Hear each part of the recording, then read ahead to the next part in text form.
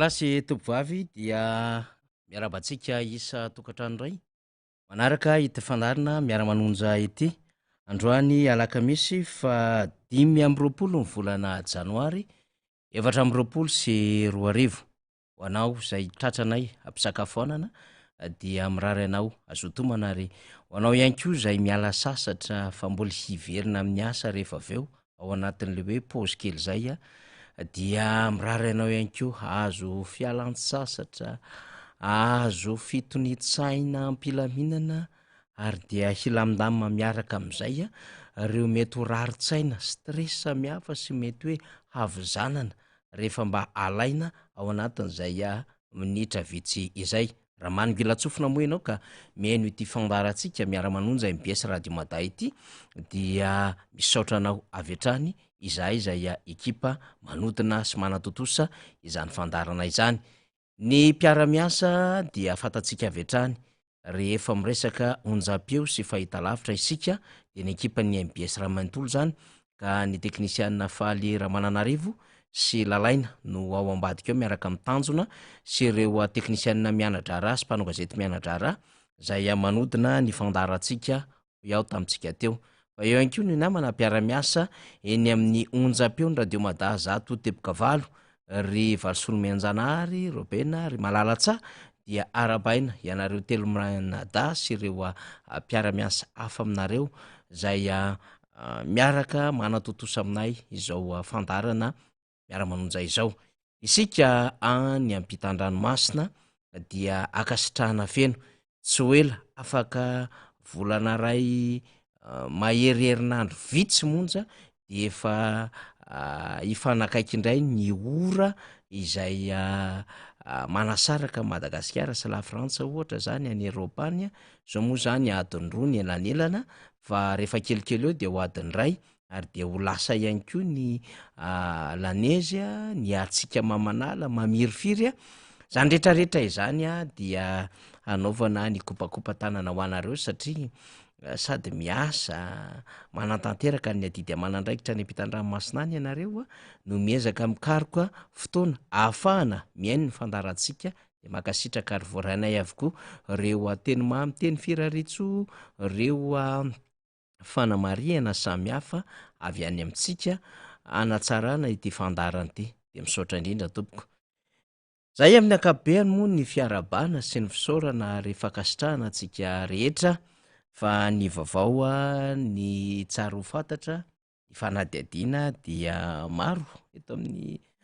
fandarantsika ary ezaka izahay efatra amin'ny rahalahy hitondra izany arak'izay tokony ho tandrify ary zay mba takatry ny saina ao anatin'izany fandarana izany.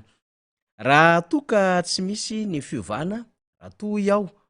ny eny an-dalana eny tsy fantatro dia tokony hiara-dalana amintsika eo rehefa aveo ny solombavamboaka ny Madagasikara voafidy tany amin'ny distrikana Parafaravola Rabekijana Solofery ary ny solombavamboaka ny Madagasikara voafidy tetsy amin'ny distrikana Ambohidratrimo zay kestora fahatelo eo anivon'ny anteny miram-pirenena sekretera jeneraly ny antokotiko Madagasikara Rabendrina Mamia izay zany no voafaritra fa hiaraka anadiady izara vaovao ary hitondra am'ireo ady hevitra mafapana eto amin'ny firenena hiaraka amintsika amin'ity alakamisy fa 5 ny volana janoary ity. Eo ampiandrasana azy mirahalahy na ny ray amin'izy ireo zay tokony ho avy eto amin'ny fandarantsika moa zany satria mbola manatanteraka fivoriana ireo solombavamboaka antsika ireo dia ny tenako aloha zany fa ny razafy manantany no hiaraka amintsika andombaravarana hitondra an'ireo lafim-bavao zay tsara ho fantatra izany.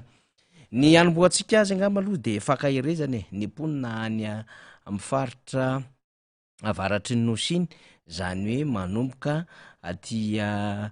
Port Berger mahazo an'Antsohihy iny zay mandalo amin'ny lalam-pirenena fahaenina fa dia misy fahatapahan-dalana zany eo anelanelany Antsohihy ho any Ambanja na avy any Ambanja ho any Antsohihy. Zay zany ny vaovao hatramin'ny omaly ary dia tena nizara roa ny lalana dia bloqué na hoe tsy afa-mihitsika zany fifamoivozana no zay fahatapahan-dalana izay. ny transportement moa zany dia misy any reo fokon'olona miezaka am'karidalana zany ahafahana mamoaka reo fitaovana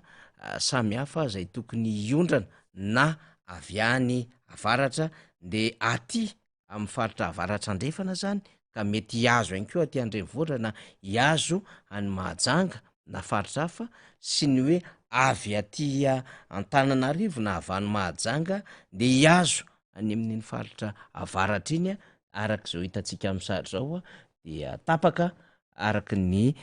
sarimo no hanamariantsika izany filazam-baovao izany de ny mpandeha tongotra zany no miezaka mitsikaraka mba ahafahana zany mita an'io toeran'io raha ohatra moa zany ka maimaika sy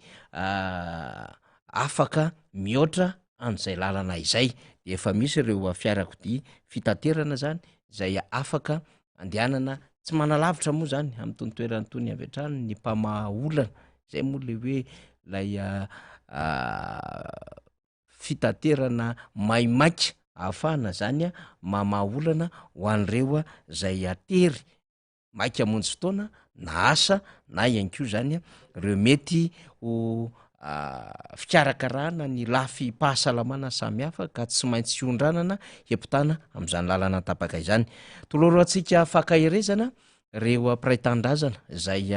miitsoka na bloqué noho izay fahatapahan-dalana zay sy reo mpiray-tandrazana mazava ho azy any amin'iny faritra zay miana avaratry ny nosy iny zany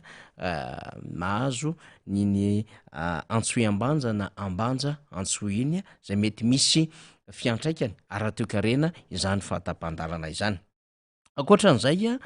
dia anaovantsika fakahirezany reo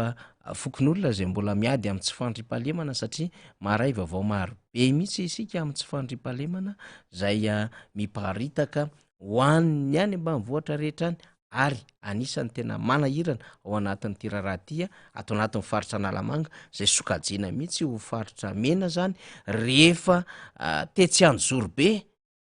no naoraka tamin'ny lafiny kidnapina sy ny fanafian-dahalo raha miresaka ny Zorobe tsika Betatao, Bernono, Amboasary ao anatin'izany ihany ko Marotsipoy, Ambongamarina, Antanety-be sy ireo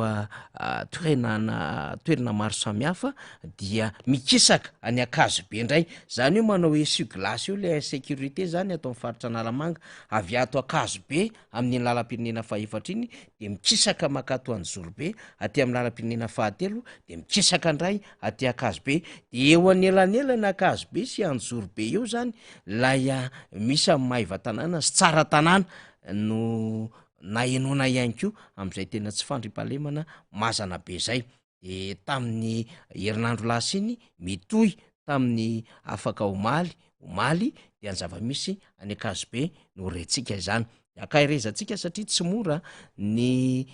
miaritra sy miady am'izany dahalo lay dahalo de tsy hoe mampiasa fitaovam-piadiana taloha tany dia antsy na famaky na lefona fa tena manana fitaovam-piadiana mahery vaika amin'ny alalan'ny basy tsy basy pleta tsotra zay fahita eny am'ireny filma ireny fa efa malaky mikozy ozy ny namako mpanao gazety iray zay amina onjam-peo Rahavavy tsy miankina Kalaknikova na Mastrantsesy na basy hafa mihitsy basim-borona na basy zay vita gasy no ampiasain'ireo dahalo ary tsy ray na roa fa amin'ny akabeany amampolo mihitsy no basy ampiasain'izy ireo zany entina manafika tanàna iray na ampahan-tanàna na ihany ko mpandrarà ao anatina tanàna iray zany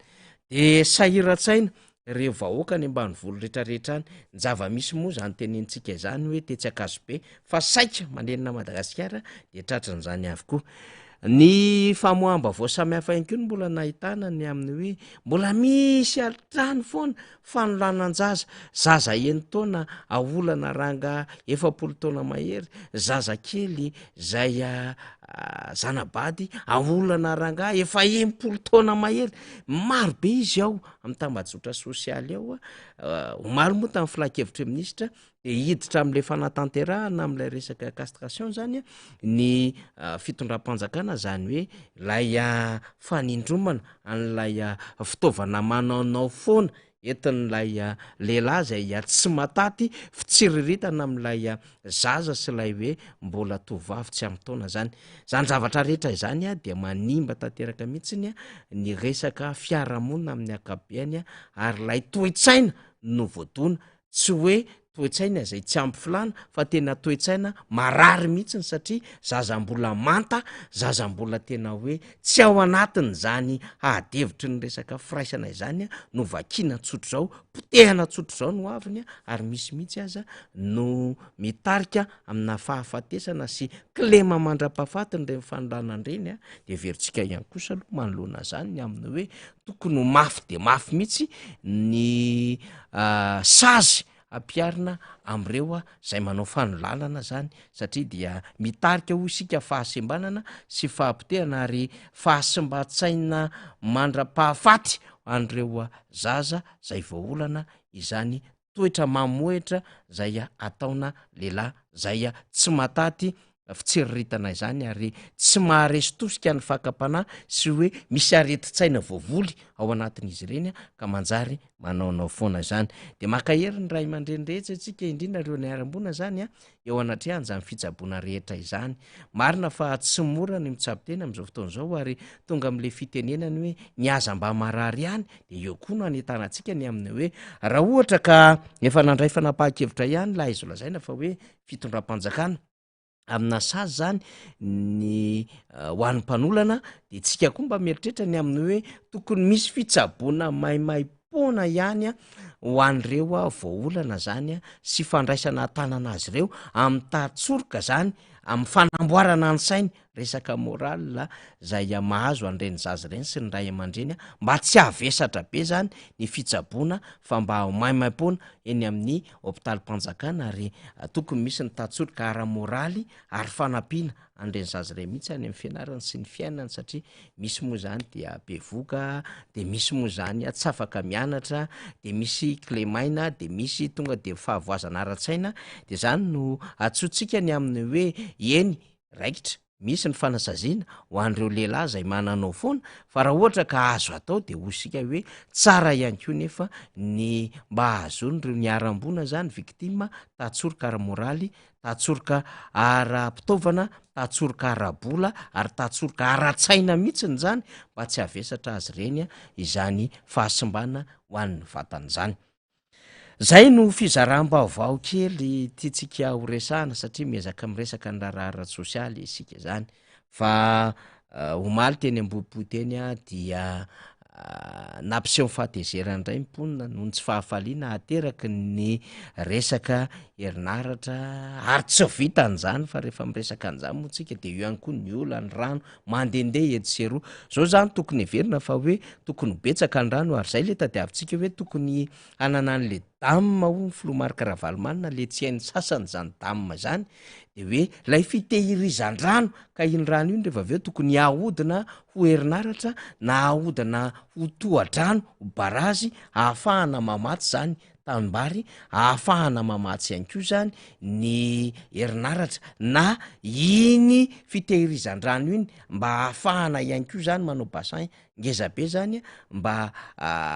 ahafahana mamatsy rano any am'izay faritra zany zay mila rano azosika an-tsaina ve fa amina miliara metatra cuba no rano very rehefa tonga ny orana orairay monja amina faritra sasasasany zany ho an'ny eto Madagasikara de ilaina raha ohatra zany misy mpitondra ka tena mitsinjo lavitra dia tsy verivery foana zany ranonorana fa azo atao ny mitahiry ireny rano ireny de ampiasaina indray zany amin'ny vanim-taona tokony ampiasaina saingy sarotra be moa zany de miteny am'zany fotsiny tsika raha ohatra zany ka misy fanjakana mandeha lavitra be satria aty aoriana aty amin'ny taonjato zay eny antsika ohatran'izao dia ny fananana indostria ary ny fananana angovo matanjaka no firenena mandroso indrindra zany maneran-tany ka rehefa tsara ny indostria betsaka ary manana angovo madio, angovo zay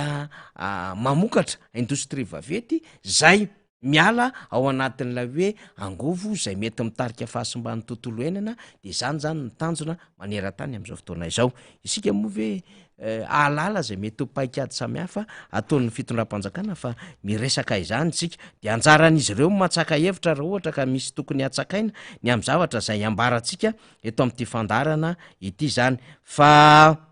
akoatran'izany rehetrarehetra izany dia ny filakevitry ny minisitra moa zany no andrasany rehetra rehefa tonga ny alarobia, de omaly alarobia samin'ny andro ihany fa divarain'io zany vao nahita ny taritry ny filakevitry minisitra ny rehetra. I moa zany rehefa misy fanjakana mijoro ohatran'izao na ara-dalàna na tsy ara-dalàna aloha zany, de misy an'io fanjakana io miezaka manodina ny raharaham-panjakana eto amin'ny tany sy ny firenena, de samy tsikilokilo daholo ny rehetra, de hoe iza ndray ho ny tompona andraikitra ny saoty, iza ndray ho ny tompona andraikitra voatsokatra hatra ny cyclone, iza ndray ho ny tompona andraikitra ny saorana, dia samy tsikilokilo an'izay ny rehetra, na ho an'ireo vakasika mivantana, na ho an'ireo manana olona ao anatin'izany toerana tendrena izany, na ian'ireo zay mieritreritra ihany koa fa zay miady mipostule posta ao anatin'izany andraikim-panjakana izany. Fa samy mijery ihany koa moa zany amin'ny hoe iza ndray ny tompona andraikim-panjakana vaovao de mahaliana ny rehetra hatrany izany, satria ny mpanodina ny raharaham-panjakana dia ny vahoaka malagasy no manakarama azy, ny mpanodina ny raharaham-panjakana dia mandray andraikitra, ka na io hitondra fivoarana sy fandrosoana, na io hitarika fahampotehana sy ametraka tantara ratsy ho an'ny firenena. Ho an'ny fanjakana zany nahazo an'le 5 taona teo aloha na le mandaray 5 taona, de maromaro ihany zay zavatra nitranga zay, ny skandale, ny resaka olana eo am'ireo taratasy sy dossier lehibe samihafa sy ireo mety hotranga nitarika fahafahambaraka ho an'ny Madagasikara teo amin'ny sehatra nasionaly na sehatra iraisam-pirenena. Misy zany tamin'ny 5 taona lasa iny, de samy tsikilo, samy manara-maso foana ny rehetra ny aminy hoe mba nainahaka lesona ary ve le fitondram-panjakana, ary mba hay mametraka olona ve le fitondram-panjakana, satria dia tafiditra ao anatin'ny 5 taona vaovao indray zany am'ty mandat faharoa ty. De misy tompona andraikitra samihafa moa ny tendren'le fitondram-panjakana, azy ny azy satria fanjakana eo an-tanany io de mametraka an'ireo olona marobe. Fa ny nanaitra kely atsika moa zany, ary tsy hoe de hoe nanaitra be zany fa ndeha ataoko hoe mifanitsy tamin'ny zavatra nambarantsika omaly, satria omalyntsika de niresaka mihitsy ny amin'ny hoe ny fotoana tahaka izao rehefa misy fametrahana tompona andraikim-panjakana vaovao eo anivon'ny primature hitatana gouvernemanta, dia hiazakazahana aingana raha ohatra ka tsisy ny fivoriana ara-potoana, dia tsy maintsy miantso fivoriana tsy ara-potoana ny eo anivon'ny filakevitry minisitra. Ny filakevitry minisitra ihany no afaka miantso session extraordinaire ho an'ny parlemanta. Ny atao hoe parlemanta de misy ny parlemanta zay mazava ho azy ny chambre haute, dia ny antenimieran-doholona ny chambre basse, dia ny antenimieram-pirenena. Reo roa reo mitambatra no parlemanta no fiantso azy. Ka misy zavatra dinihana ao anatin'izay, satria ny fiainan'ny firenena amin'ny akapobeany, satria ao anatin'ilay hoe fanjakana republikana tsika, dia ny constitution na ny lalam-pandroenina zany no manorona ny fototra iorenana zany fanjakana republikana izany. De tsy maintsy mifototra amin'ny lalam-pandroenana antsika, satria nisy fanjakana vaovao tonga eo zay tsy ara-dalàna, manahirana no miresaka azy, kanefa hoy isika io aloha no eo amin'nahadevitra rehetra am'izao fotoana izao, dia tononontsika arak'izay le izy. Ka rehefa nanendry prime ministre zany lay filohan'ny republika, dia samy andry ny rehetra hoe inona zany lay politika akapobean'ny fanjakana zay hita tanana ny firenena, hivadika programa anasa isy an'ireo atetika asa marobe zay hitondrana ny fampandrosoana sy ahafahana zany mandrindra an'ilay fitantanan-draharam-panjakana arak'izay hoe misy andraikitra nomeny ny vahoaka sy andrasan'ny vahoaka ary hotazany rehetra, na io ny fidy na io tsy ny fidy an'ilay fitondram-panjakana. De omalytsika ny resaka an'izay kanjo moa zany tsy hoe kanjo moa zany fa hitatsika moa zany ny amin'ny hoe tena tsapan'le fitondram-panjakana fa tsy maintsy atolotra izany PGE zany a de ny antso zany ny session extraordinaire ny fitondram-panjakana vakiko tahaka izao le izy a dia ho avy any a rehefa avy eo satria misy zavatra tiatsika hidirana io a dia vakitsika aloha zany zay zava-boalaza tao anatin'ity hoe fankatoavana didim-panjakana ity satria hiainga avy amin'ny alalan'ity fankatoavana didim-panjakana ity zany ny adiady zay hoentitsika zany am'izao a atoandro izao fankatoavana didim-panjakana ny gouvernemanta ny lalam-pandroenina dia amandidiny tsy maintsy ampahafantarany gouvernemanta eo anivon'ny parlemanta ny programa fanatanterahana ny politika akapobean'ny fanjakana izay faritana sy atolotry ny filohan'ny repoblika eo anivon'ny filakevitry minisitra manolona izany indrindra ho fanatanterahana ny andininy fa 9 sy 5 ny lalam-pandroenana dia ny lanin'ny filakevitry minisitra ny didim-panjakana mampiantso ny fivoriana tsy ara-potoana ny parlemanta manomboka ny alatsinainy 9 janoary ary tsy mihoatra ny 12 andro araka ny voalaza ny lalam-pandroenana ihany lahadinika evaovavoaritry ny filakevitry minisitra ihany koa no azo diniana mandritry ny fivoriana tsy ara-potoana ny parlemanta ary rehefa vita avokoa ny fandaniana ny lahadinika rehetra dia mifarana ny fivoriana akoatry ny fahampahafantarana ny programa fanatanterahana ny politika akapobean'ny fanjakana io le PGE politique générale de l'État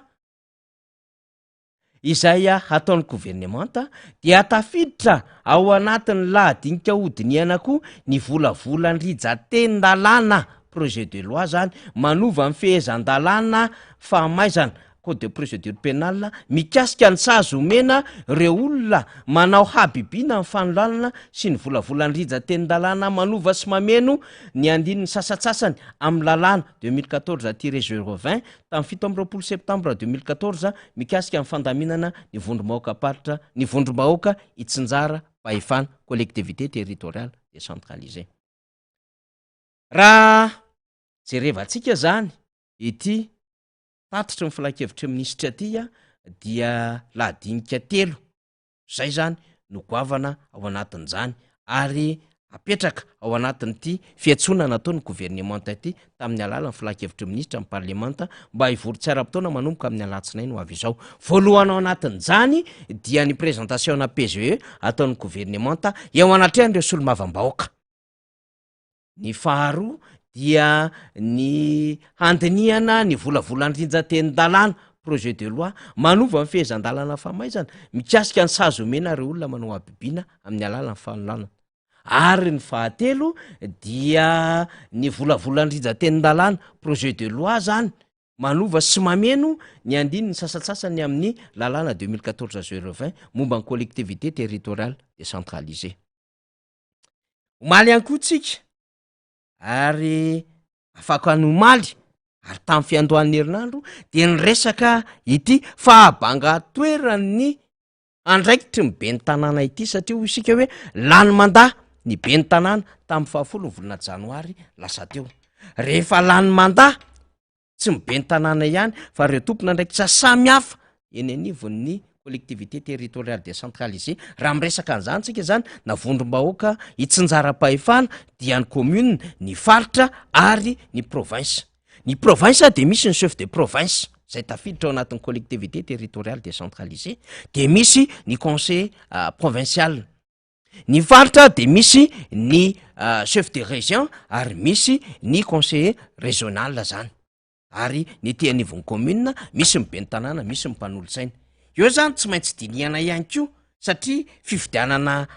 iray no ny tanterahana momba mibe ny tanàna sy momba mimpanolotsaina de diniana mifanaraka am'izay ny amin'ny lalàna samihafa ny amin'ny hoe ny am'be ny tanàna ihany ve ny tapitra sa ny any mpanolotsaina ihany koa mila fantatry ny vahoaka mifanazavana ifotony am'izany ny antony tenenantsika izany de ho isika hoe mandaha iray ny mitondra ny fitantanana ny eny anivon'ny commune zany de isaky ny efataona ary raha isaky ny efataona ho anatanterahany amin'ny fifidianana zany dia tsy maintsy miova manaraka an'izay lay organe délibérant zay hoe laya mpanapa-kevitra zany eny anivon'ny commune amin'ny alalan'ny conseil communal na ny conseil municipal de tia ny lalàna zay manondro ny amina hoe ndaoko tiana sy ovaina lay 2014 azo 20 araky ny nambarany ny filakevitry ministra teo. Tsika zany tsy resaka aloha am'le resaka fanolanana efa nresahako teo iny satria misy zavatra roa iaho telo iaho no nambarany lay fankatoavana didim-panjakana teo tsy verenako iny fa le faharoa teo ampovoany resahako teo momba n'le resaka fanolanana de efa nitondrako fanazava-kevitra teo ny aminy hoe hampiarina ho an'ireo mpanolana ny sazy hoenjana fa tokony misy tantsoroka ihany koa ara-pahasalamana ara-tsaina ara-pitaovana ara-bola ho an'ireo ny aram-bona zany am'ty raharaha ty zay no everiko fa tsy ampy ao anatin'izao adevitra momba n'le hoe raha fanolanana matanjaka be etsero izao manjary mandeha ila ihany manko zany fanasaziana zany kanefa etsy andaniny dia misy victime na olona nakizy voaolana izay mety manana fahasimbana ara-batana ara-tsaina ara-moraly vokatra zay fanolanana izay petrakeo ny amin'iny fa le adevitra roa tiatsika resahana de zao ny amin'ny fihetsona fivoriana tsy ara-potoana anolorana an'ilay PGE na politika akapobe ny fanjakana sy ilay mikasika indrindra ny fanovana ny rijatenin-dalàna zay mikasika indrindra ny vonim-bahoaka itsinjara pahefana izany adevitra goavam-be tokony ho fantatry ny rehetra indrindrandrindra ny tontolo ny fomba fanaovana politika izany resahantsika izany ny PGE aloha mazava ho azy zany de hoe eo ny amariparitra amin'ny akapobeany ireo politika ahafahan'le mpitondra fanjakana hoentina indray eo anatrehan'ny solotena mivaoka ho ampahafantarana amin'izy ireo zany ny aminy hoe izao ny eritreritray momba ny tontolo ara-toekarena izao ny eritreritray ny amin'ny tanjona ny amin'ny hoe tahan'ny arakarena fahobe tahan'ny fahantrana zay tokony hidina ny amin'ny politika mikasika indrindra ny fitotonganan'ny ariary ny amin'ny olana izay ateraky ny fiakaran'ny vidim-piainana am'izao fotoana izao na nisehatry ny tsy fanananasaka amorona asa lay fitondram-panjakana izany de voafaritra ao anatin'izany politique générale de l'état izany izao no mba eritreritray ny momba ny heverina fa tokony hanatsarana ny tontolo ny fanabiazana mahabe adevitra am'izao fotoana izao de hoentina ao anatin'ny fionany zany eo anivonay gouvernemanta sy ny solombavambahoaka hoenony ny solombavambahoaka ho fantariny solombavambahoaka ary raha ilaina de hitondrano le solombavambahoaka rehefa aveo ny tsakotsako sy ilay fandiniana ara-tsaina any amin'ny fahafantaran'izy ireo tsirairay avy ny amina hoe izao zany no mety handrasana am'izany programan'asa sy ho tetikasa hoentin'ireo mpanatanteraka exécutif eny anivon'ny circonscription samihafa na district na commune samihafa ka mety ho andrasana am'izany vokatra ara-ekonomika na vokatra ara-sosialy na vokatra ihany koa tsy mampaninina miresaka an'izany eo amin'ny tontolo ara-politika ka raha ohatra ka tsara stable ny ekonomia sosial mba eo kely ihany tontolo ara-politika eo osika kanefa zany rehetrarehetra zany dia tsy voatery akory ny aminy hoe misy la stabilité économique sociale satria zany ene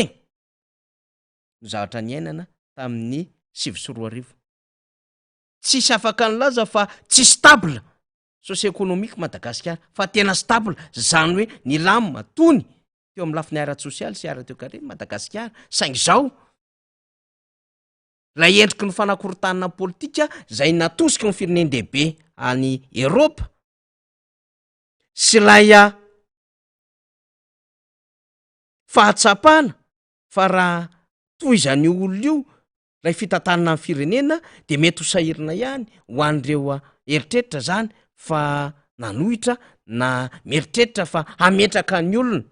taorina n'ireny fitondrany filomarika ravalomanina firenena ireny dia anery de hoe déstabiliseo politiquement lay fitondram-panjakana de natao daholo ny campagne de dénigrement natao daholy ny diabolisation samihafa na de teo aza lay stabilité socio-économique ozytsika tsy tratra zato isan-jato zany fa azo lazaina ny aron-doha taty amy 5.20 isan-jato le firenena satria efa nanana taux de croissance 7%. Efa ambany be ny taux de pauvreté ary ny réalisation n'ireo projet na reo grand projet rehetra amina infrastructure samihafa dia efa nanakaiky ny tany amy commune fa tsy nijanona taty amy chef-lieu de province tamin'ny andro Andriamatoa Marc-Ravalomanana. Rapitso moa tsika de ezaka hanao rappel na hanao famerenana ny ady hevitra satria dia 5 taona rahampitso 20 janoary le latsinainy mainty zay namotehana an'ireo orinasa ambany arina namotehana an'ireo amin'ny akabeany zany zay mety orinasa ny fandray sy an'ny fianakaviana Ravalomanana marika. Rahampitso 26 janvier 2024 no hamerenatsika ireny oronan-tsary reny. Fa raha pitso anko tsika de ezaka hiresaka an'ilay réalisation, ezaka hiresaka an'ilay fisondrotra sy fiainga ara-économique efa azon'ny Madagasikara sy ireo fomba nambaran'ireo mpiara-miasa mpiara-miombonantoka amin'ny Madagasikara ny amin'ny toerana efa nisy amin'ny Madagasikara de 20 taona lasa izay. Ilaitsika no miresaka izany satria vanim-potoana zay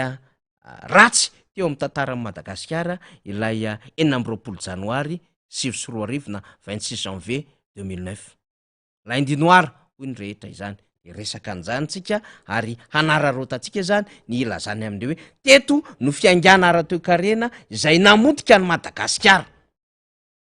Ary talohan'io de efa tafapetraka ary efa nanomboka ny aina ary nametraka an'izany tena hoe toerana teo anivon'ny sehatra taty Afrika sy manerina izao tontolo izao Madagasikara. Ka raha oharina tamin'ny 7 iny hatramin'izao itenenantsika izao zany 7 nakaty amin'ny 4 dia ahatarafana avy hatrany ny amin'ny hoe miapsa miiba ny toerana misy amin'ny Madagasikara. Resantsika rapitsana fa raha iverenina ny adevitro iaho dia anisan'ny goavam-be ny fahafantarana zany an'ilay PGE na politique générale de l'État. Mbola eritreritra any anatin'le taux de croissance anendrika 5 isan-jato hoe le fitondram-panjakana sa hanaiky lay 4 isan-jato maherikely. Ahoana ny fomba fieritreretan'ilay fitondram-panjakana momba ny tontolon'ny angovo eto Madagasikara ka hanana politika mazava hanorenana an'izany resaka jirama izany de ahoana ny mbola eritreretan'izy ireo ny aminy hoe ity misy restructuration na ity fanarenana tanteraka ny jirama mba tsy ho bokatrosa le jirama ka ohatran'izao ny politika kapeny ho an'ny angovo zay ahafahana zany mitsinjo voalohany indrindra le orinasa-panjakana. Inona sinona ao anatin'ilay politika akapobeany zay volavolain'le fitondram-panjakana no aksa zay mety manome fiaingana vaovao amin'ilay angovo eto Madagasikara. Ka mba farafaratsiny hanana vahoaka tsirim-panantenana fa mety hanana vahaolana le fitondram-panjakana fa tsy sanatry n'izany koriny hizara jiro hazavana ho anao dia adroadron'ny olona hoe jirona koa. Tsy izany no ilaina fa le tena angovo zay ahazona amin'ilay tosika na herinaratra zay mahavita ny isa-tokantrano ny vahoaka malagasy ka afaka mipasoko izy amin'ny fotoana zay tiany hipasohana, afaka mampiasa sofo izy am'izay tiany hampiasana izany ary afaka mampiasa am'ireo vata fanodina herinaratra izy am'izay mety hanodinana izany. Natena falazavady natin'le saky ato afaka mametraka izy am'ireo zay everina fa hoe hanangana orinasa kely zay mpandeha amin'ny alalan'ny herinaratra ka hiodina 420 ora ao anatin'ny 420 ora ny herinaratra eto Madagasikara fa tsy 9 ora amin'ny 420 ora na hoe 8h/24 no mba herinaratra hanimba azon'ny vahoaka malagasy isa-tokantrano. Mba tsy herinaratra miaka-midina ka hanimba an'le fitaovana kely ny herina tao anatin'ny herintaona na tao anatin'ny taona maro ka rehefa tonga le fiakarina sy fidinana zay na le tension zay dia apotika le fananany le vahoaka malagasy. Zany nge mazava-dehibe an'le hoe inona moa zany le programme général de l'État zay ho atolotry ny fitondram-panjakana de samy manobila tsofiny eo ny rehetra ndresaka angovo de ohatran'izao ny eritreretina ilainy zany a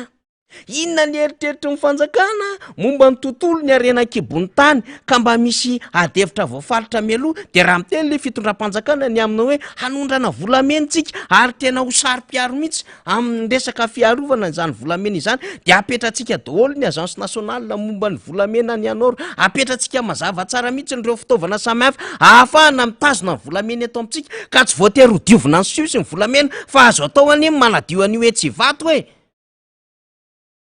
azo atao ny mametraka tsara ny fipetrana velan'ny FMI ka tena hifandanja amin'ny vola vahiny ny volamena zay kajina eo anivon'ny banky foibe Madagasikara de mba enona ao anatin'le PGE mba nandinidinika an'izany ve le fitondram-panjakana de inona ny azo ny everiny fa politika mifandraika amin'izany arena-kibony tany zany ary raha iny koa le code minier ahoana no ahafahana miasure an'ireo mpandraharaha zay mety ho vavety mety ho madinika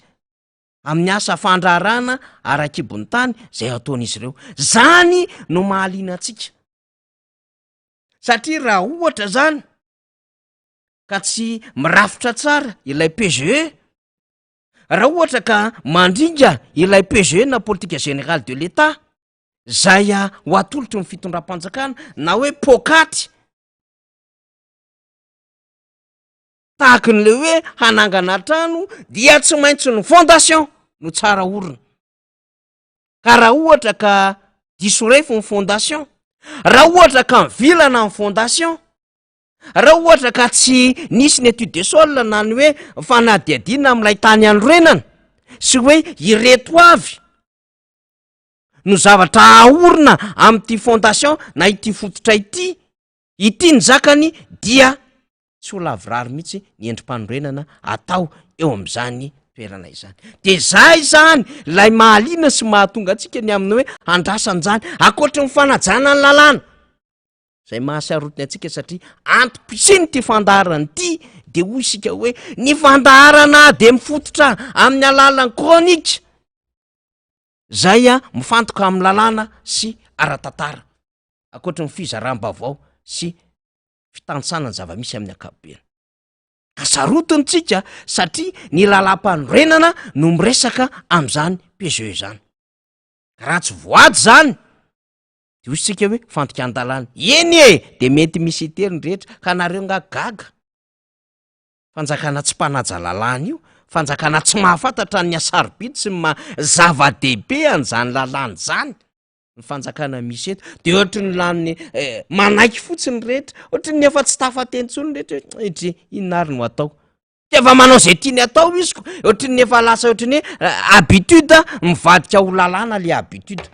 tsy problème eto Madagasikara na tsy manaja lalam-panorenana tsony ary le mpitondra satria tsisy afaka miteny amin'izy ireo ny ACC natao andoda-tabatra hiteny amin'izy ireo tsy mahavita miteny tsony ary tsy mahavita mametraka n'lay lalam-panorenana ngeza be ho andry hijoroany lay repoblika ao anatin'izay hoe fanjakana republikanina izay tsisy dikany zany le zava-misy amin'ny akapobeny ohatra ny efa miaina mandeha miaraka amin'le isisitsika izany mbola antony mahatonga atsika miteny ihany hoe raha mbola azo atao aloha no miresaka no miteny no mampita hevitra ny amin'ny farafakely no fiorenana na fanorenana n'lay repoblika amin'ny alalan'ny lalam-panorenana de mba hajao aloha parale izy fa rehefa nidiliritsika isan'andro teto le izy ndao atolory eny anivon'ny parlemanta amin'ny PGE fa tsy mety io tsy misy an'izany sarety melohan'ny omby zany fa tsy maintsy omby melohan'ny sarety mba ho fantatry ny rehetra lay tena hitondrana ny ty raharaha ty iny zany ho isika lay fondation lay fototra ahafahana mandeha any amin'ilay projet fanorenana ataon'le fitondram-panjakana de hoe notsika raha-pitso eo hoe amin'ny latsinainy eo ny aminy hoe inona avy reo aksa ekonomika rehetrarehetra reo aksa rehetrarehetra zay mety ho stratezika zay hoentin'le fitondram-panjakana andro telo moa zany resahan'lay filoham-pirenena tamin'ny fotoana zay nyresahana rehefa naray an'ilay fitantanana ny firenena izy de ho hitatsika daholo zany ny filakevitry ministra voalohany ihany koa dia nanolorany amin'le hoe ohatrohatr' zao no fomba fijerinay mikasika indrindra an'lay resaka politika akabean'ny fanjakana de hitantsika ilayntsika mahafantatra izany de hiteraka débat zany rehefa avy eo izany ny atao hoe tena politika correcta satria tsy maintsy mandeha ny débat ary ianao an'izany débat zany ny mpanao politika hitondra an'izany débat zany ny poayara toe-karena hitondra an'izany adevitra zany ny mpampianatra mpikaroka maro samihafa sy ireo mpampianatra sy ireo olom-pirenena zay mba mety mahatakatra kely ihany any am'izay mety sokajina ndraikitra zay mahakasika ny zoron-dambany ny olom-pirenena ilainy zany satria olombelona miadevitra ny fiainan'ny firenena zany ny tadiavina am'izao vanim-potoana zao fa tsy olombelona zay tsy mivaky loha intsony na hoe tsy manam-potoana ntsony hiasana saina ny amin'ity firenentsika ity tsika aloha zany de tsy mitaiza vahoaka ny am'izany isika de mitaiza vahoaka ho tena ty ny fomba fanaovana politika ho tena ty politika vahoaka malagasy am'le fomba fanaovana politika correcta madio ahafahana mampandroso ny firenena fa tsy le fomba fanaovana politika zay ametrahana kamakama animbana ny fiainan'ny olona amtehana ny fananany sasany ary ikendrena manokana izay mety hoe akatramin'ny hafa izay ka ampanankarena ny sasany rehefa mahazo fanjakana zany tsangan-javatra izany de veritsika fa tsy endrika ny fomba fanaovana politika izany de mitaizan'izany tsika mety ho sarotra be am'izao vanim-potoana hoe tena mahantra fadiranovana izao le firenena ny tokony no ahafahana manova fa tsy hoe ny tokony io no ahafahana manova an'ilay olom-pirenena mety ho sarotra fa zao hoetitsika tsikelikely miezaka hatongavana an'izany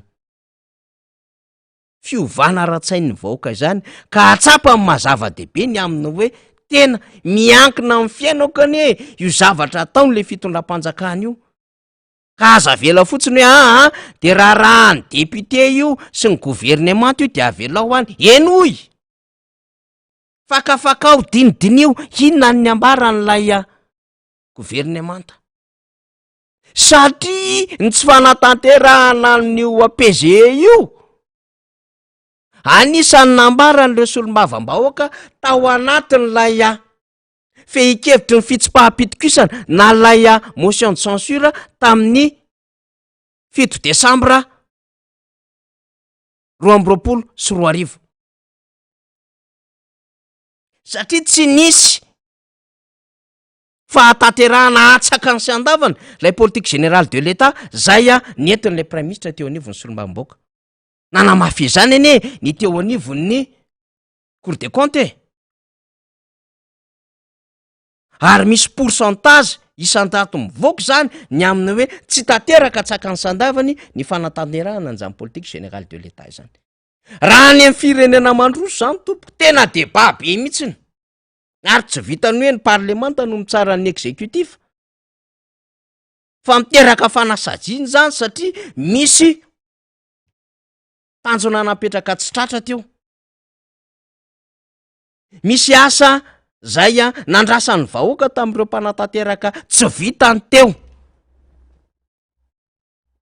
ary nisy fandaniam-bola mpanjakana samihafa natao teo kanefa tsy nandehany am'izay tokony hoy zany mato tsy tratra ilay fepetra samihafa na ihany ko ilay mety ho promesse na ihany koa zany reo programme samihafa zay napetraka tao anatin'lay politika mpanjakana na lay politique générale de l'état reny promesse présidentielle reny ireny fanamboarana ny programme n'lay candidat reny lay projet de société samihafa ireny inge no arafitra rehefa aveo tokony hitantaratra ao anatin'lay politique générale de l'état akoatrin'le hoe reto ny zavatra klasika fa atao isa-taona ao anatin'lay loi de finance hoe fandaniam-bola mpanjakana manao lalana manao trano-tsekoly manao CSB manao CHRD manao CHU reto ny karaman'ny mpampianatra mipiasa mpanjakana reto ny borsa isa-taona reto no mety hotodrano mahazatra fatao zany efa fiainany zany fa everina fa angetaheta zava-baovao ny mponina amin'ny akabiany rehefa misy am'izay hoe fanolorana an'izay politika akabiany fanjakana izany nangetaheta an'izany ny olona taloha rehefa nisy mpitondra fanjakana nytondra saroko zany adevitra izany nangetaheta an'izany zava-dehibe rehefa miteny ny filohan'ny repoblika tamin'ny fotoanandro ndre matomarika Ravalomanana hoe reto ny politika akabiany fitondram-panjakana de zay le atao hoe redevabilité mamaly arak'izay tokony ho tonga ny anatin'ny tokantrano vahoaka malagasy amin'ny alalan'ireny politika akabiany apetraka ireny satria iny rehefa avy eo no mitarika ny adidy amanandraikitra zay apetraka sy antsoroan'ireo departemanta ministerialy ho taterahan'ireo minisitra zay nitenjeny sy ireo secrétariat d'état vokatra lehibe no andrasana am'izany ka tsy misy mandehandeha ho azy fotsiny am'izao ny fiainan'ny firenena ka hoe inona moa no mahatonga ny faniry antso PGE avy eo inona moa no mahatonga ny faniry tena iteny ma amin'ny hoe manaovinareo fiatsona fivoriana extraordinaire ao anatin'ny conseil des ministres io satria izany ho isika no fototra iaingany ny fitantanana ny raharaham-pirenena ka raha fototra mitsingila raha fototra mivilambilana raha fototra tsy tafapetraka tsara fa miorina eo an-tany malemy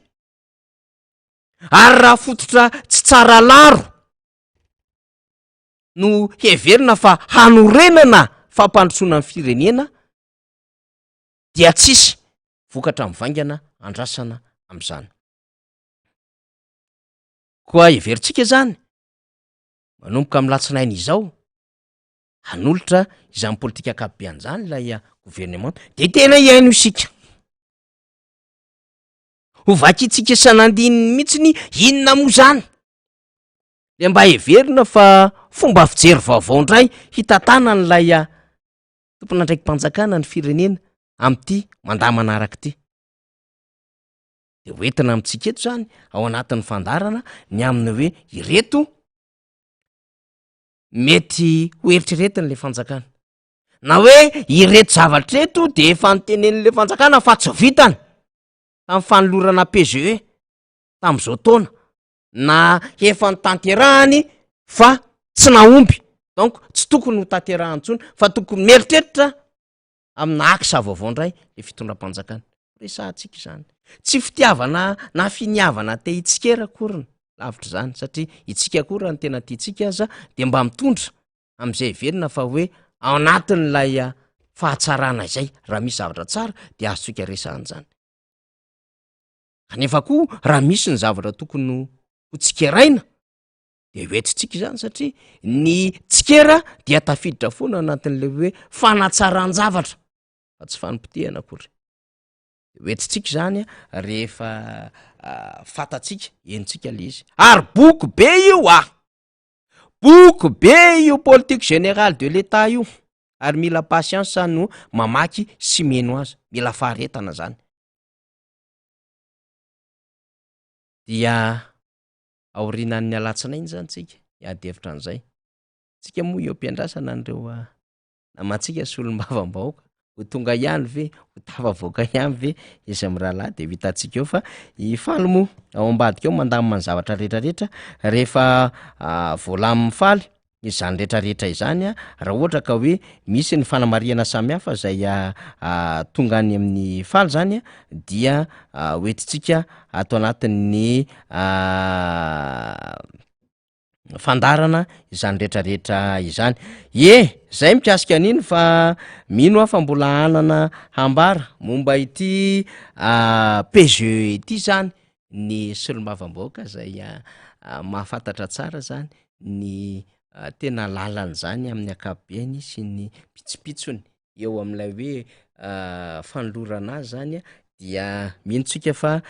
iresaka an'izany reo solombavambahoaka namatsika zay efa tsy lavitra efa akaiky kely eo député membre Benirina zay araka amitsika rehefa avy eo araka ny afatra zay voaraiko zany de ny ambon'izay ho resahany député Mamirabenindrina rehefa avy eo satria ny solomambaoaka Mamirabenindrina ihany koa amin'ny ankapobeny de miezaka foana ny mizara amitsika ny tena andraikitry ny anteny miera-pirenena satria rehefa miakatra amin'ny fandarina izy samy mahafantatra sy mahatsikaritra zany ny amin'ny ankapobeny tsika rehetra dia eo am'izay hoe fifehezana ny andraikitry ny anteny miera-pirenena zay sy ny lalàna tandrifiny ny zay androm-panjakana sy ny tsirairay zay de matetika mizara am'zany foana ny solomambaoaka Mamirabenindrina zany de andrasantsika ny fahatongavany ny fandaminana azy angambany raha ohatra ka rehefa tonga eo satria tonga de resahako io am'faly rehefa ho ambadimbadika any ny député Rabekijana ka efa tonga aloha eo de tonga de ampidiritsika avy hatrany zany iresaka am'ty PGE ty iresaka ihany ko ny zava-misy ny fiainan'ny firenena satria parafara vola aloatra mangoro Madagasikara ray manontolo ao anatin'ny vanim-potoana fahavaratra am'izao fotoana zao vanim-potoana famokarana zany tompoko misy ny efa mampiakabary tahaka ny député Todissoa efa nijinjavary tamin'ny herinandro fa misy ihany koa mbola anatin'ny famokarana tanteraka am'izao fotoana zao satria mila rano lay famokarana zany dia tsara ihany ny hitondrany député Rabekijana am'izay adevitra izay rehefa avy eo satria anisan'ny mahasarotina an'Andriamatoa Rabekijana ary na ny enjehany mihitsiny amin'ilay ministra ny fambolena teo aloha lay tsy firarahina an'ilay zava-misy any amin'ny faritra loatra mangoro dia ny resaka tohodrano samihafa ka mba tsy ho variantsika amin'ny politika politisiana sy ny hoe politika akapobean'ny fitantanana amin'ny firenena dia tsara ihany ireo tandrify ny fiainam-bahoaka satria ny vahoaka de miady rery am'izao fotoana izao rehefa miteny an'izany de ozy izy ny sasany ka efa niainana teto nge zany inona moa ny andrasana amin'ny fanjakana fa mitovy daholo zay fanjakana mitonga eo de zay zany le tsy fantakarana ara-politika rehefa misy olona miteny an'izay zay zany le olona minimikipy ny aminy hoe avelako malalaka angalatra avelako malalaka anapotika ny fiainako ny mpitondra fanjakana rehefa tonga eo avelako malalaka anao ny ataony ny mpitondra fanjakana rehefa tonga eo fa iza de tsy mba hiteny akory fa rehefa tonga ny fotoana hoe asaina mifidy de mody mifidy zany le tsy mety zany ka zany rehetrarehetra zany ny antony mahatonga tsika miteny ny amina hoe tsika tsy maintsy miresaka foana zany no mahazava-dehibe ny fiainan'ny firenena indrindrandrindra ny mikasika indrindra ny fiainan'ny vahoaka any ambanivolo rehetrarehetra any zava-dehibe hoy izany zavatra resahantsika zany akoatr'izay satria mivelatra be ty fandarantsika ity de rehefa mivelatra be zay izy de tsy maintsy miresaka mihitsy ny amin'ny akapobeany ny fiainana manontolo ara-tsosialy sy ny fiainana manontolo ara-politika any ambanivohatra rehetrarehetra any aza donona nandritry ny fotoana zay tsy nisy ny fandarantsika de nanana fotoana ako nandehandehanana tany ambanivohatra rehetrarehetra any de rehefa nandalo tany ambanivolo rehetrarehetra tany ako de ny zavatra tsikaritrako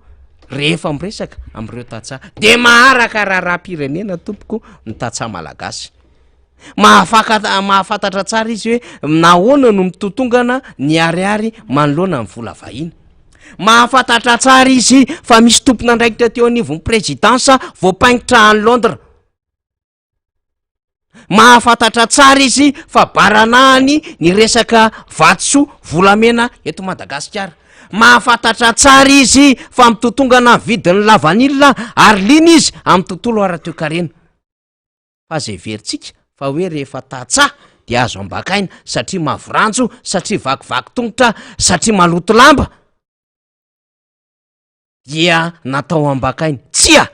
de zany no mahatonga za de lina mandrakariva rehefa miakatra ny député Rabekijana ny amin'le hoe tantarao gona ny vaovao any ambanivolo any satria nisy olo tena mba hoaka tahaka izao no afaka mitondra ny feo an'ireo tatsa any ambanivolo zay miaritra ny fangirofirina isan'andro amin'ny alalan'ny miasandalo miaritra ny fangirofirina isan'andro amin'ny alalan'ny mialatra tany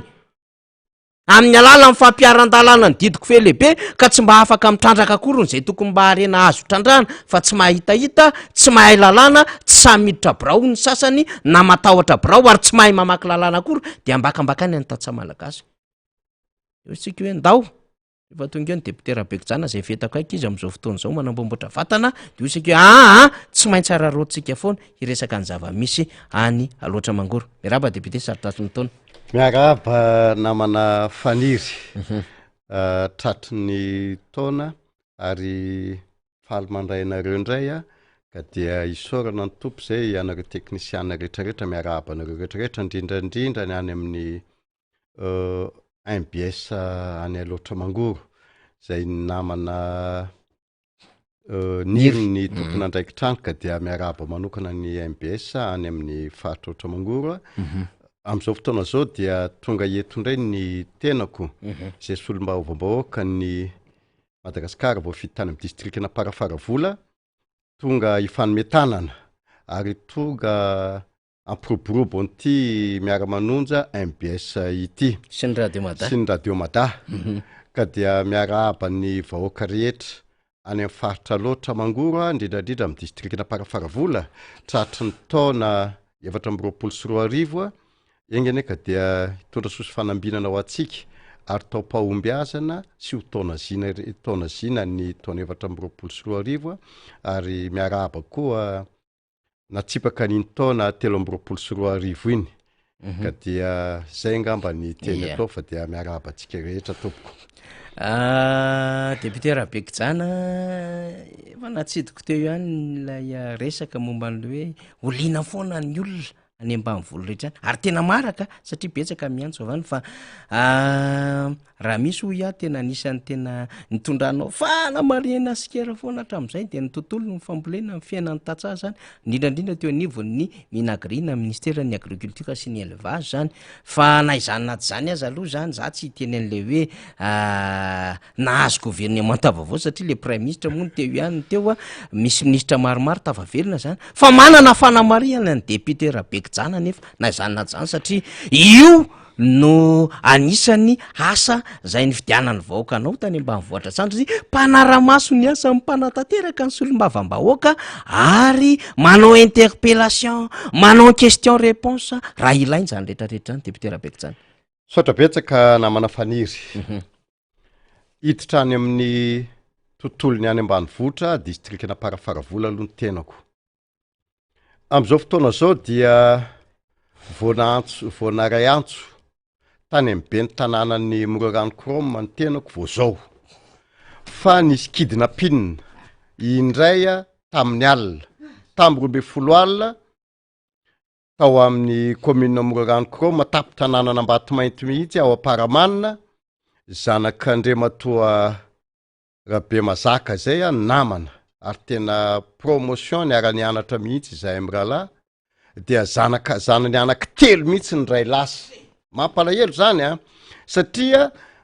tamin'ny 20 alina zany de mivakiny reo tsy mataotody reo ny tranony dia lasa ny vola 4 tapitrisa sy ny etam-barotra isan-karazany dia lasa ny zanany anaky telo ka dia eto dia mankahery rahalahy mankahery anareo mivady sy ny fianakaviana rehetra am'izany zava-doza izay niseho tamin'ny tokantranonareo zany ary engene ivavana amin'Andriamanitra de engene ka de ho azo soamatsara ho tafaverina soamatsara ireo zanakitsika izay lasan'ny mpanao kidnapping ary tsy mataotody reo fa dia efa nampandrehan'ny tompon'andraikitra rehetra moa ny tenako teo anivon'ny gendarmerie nationale vao eo de efa eo ampikaroana an'le eo ampandraisana andraikitra am'le izy ny zavatra magaga dia hoe nentina tomobile zany zareo tamin'ny 20 alina ny vakindrareo le trano de lasa le mpanao kidnapping midika zany fa tena mbola tsy mandry ny tany ary midika zany fa tena ao anatin'ny tsy fandripahalemana ny vahoaka malagasy sy any amin'ny faritra indrindrandrindra amin'ny distriktina Parafaravola fa dia todika aminareo mpitondra fanjakana izay nahazo membre gouvernemanta vaovao mihitsy ianareo telo ny ray soloana vaovao mihitsy de nisy ny ministre délégué eo anivon'ny gendarmerie pirenena, ny commande ny ministre ny folo alin-da, lasa ministre ny folo alin-da ndray zao le izy a, dia ministre ny polisy. Ministre anankitelo vaovao ianareo reo, ka dia manantena anareo ny vahoaka malagasy, indrindrandrindra any amin'ny tontolo ambanivohitra, mba hijery akaiky io resaka tsy fandriampahalemana io, ka na inona ny fandrosoana na ny fitadiavana ataon'ireo vahoaka reo, raha vao tsy misy ny tsy fandriampahalemana de zava-doza foana ny amin'izay. Voaingana zao nisy koa tao tapin-tanànan'ny commune rurale Tanambe, voaingana vao tapabolana, de misy fampitifirana ary nafatesana olona tao anivon'io tapin-tanàna io, mifanesesy zany ny tsy fandriampahalemana. Tao aparafara-vola koa, tao Belempona, atapin-tanàna aparafara-vola koa, misy koa mifampatifirana, mitambasy, de tena maty koa le renim-pianakaviana, de mifanesesy ohatr'izany zany resaka tsy fandriampahalemana any amin'ny distrikana Parafaravola, akoatra ny fahalovana maro samihafa. Ka dia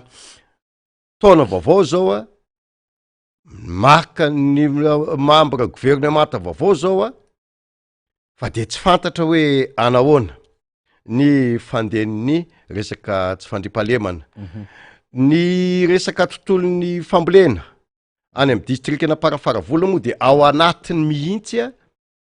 ao anatin'ny asa zao, na ny fambolena any Ambaiboa, na ny fambolena koraka any Tanimbara, tena ao anatiny. Eo amin'ny 700 eo zao ny velaran-tany vita ny resaka Tanimbary, ka dia mbola ao anatin'ny asa. Fa ny zavatra mampalahelo namana faniry, dia ny tontolo ny fanajarianandreo lakan-drano na ny barazy dia tsy nisy tanteraka, tsy nisy fanamboarana. Ka dia zarara nisy an'ireo ranonorana reny fitondrana avy amin'Andriamanitra zay a, ka de io aloha zany ny mampiroborobo. Ny any amin'ny distrikana Ambatondrazaka moa de misy fefilo vaky maro samihafa, tondra-drano, marika zany fa tsy fifehezana ny toro-drano maro samihafa eo anivon'ny ministera ny fambolena sy ny fiompiana. Ny zavatra misy koa dia ny fitondram-panjakana mihitsy no tsy mafia an'le asa, ny antony mba tsy ilazako fotsiny hoe ao amin'ny Anosy Boribory izay misy velaran-tany hatrany amin'ny 900 hektara, izay tany-panjakana, any fanjakana io, de ifandrotoana izany resaka tany zany, tany-panjakana zany ao amin'ny Madrigal, izay efa tany an'olona zao, any colon, any Société Madrigal, misy hatrany amin'ny velaran-tany 200 hektara, de lasa ifandroton'olona maka zay te aka, ary ny zavatra misy de milaza zareo fa olon'ny fitondram-panjakana TGV IRD daholo ny mirombaka an'ireo tanyreo, ka manaitra ny ao amin'ny tribunal, ianareo amin'ny OPJ rehetrarehetra, ianareo amin'ny OMC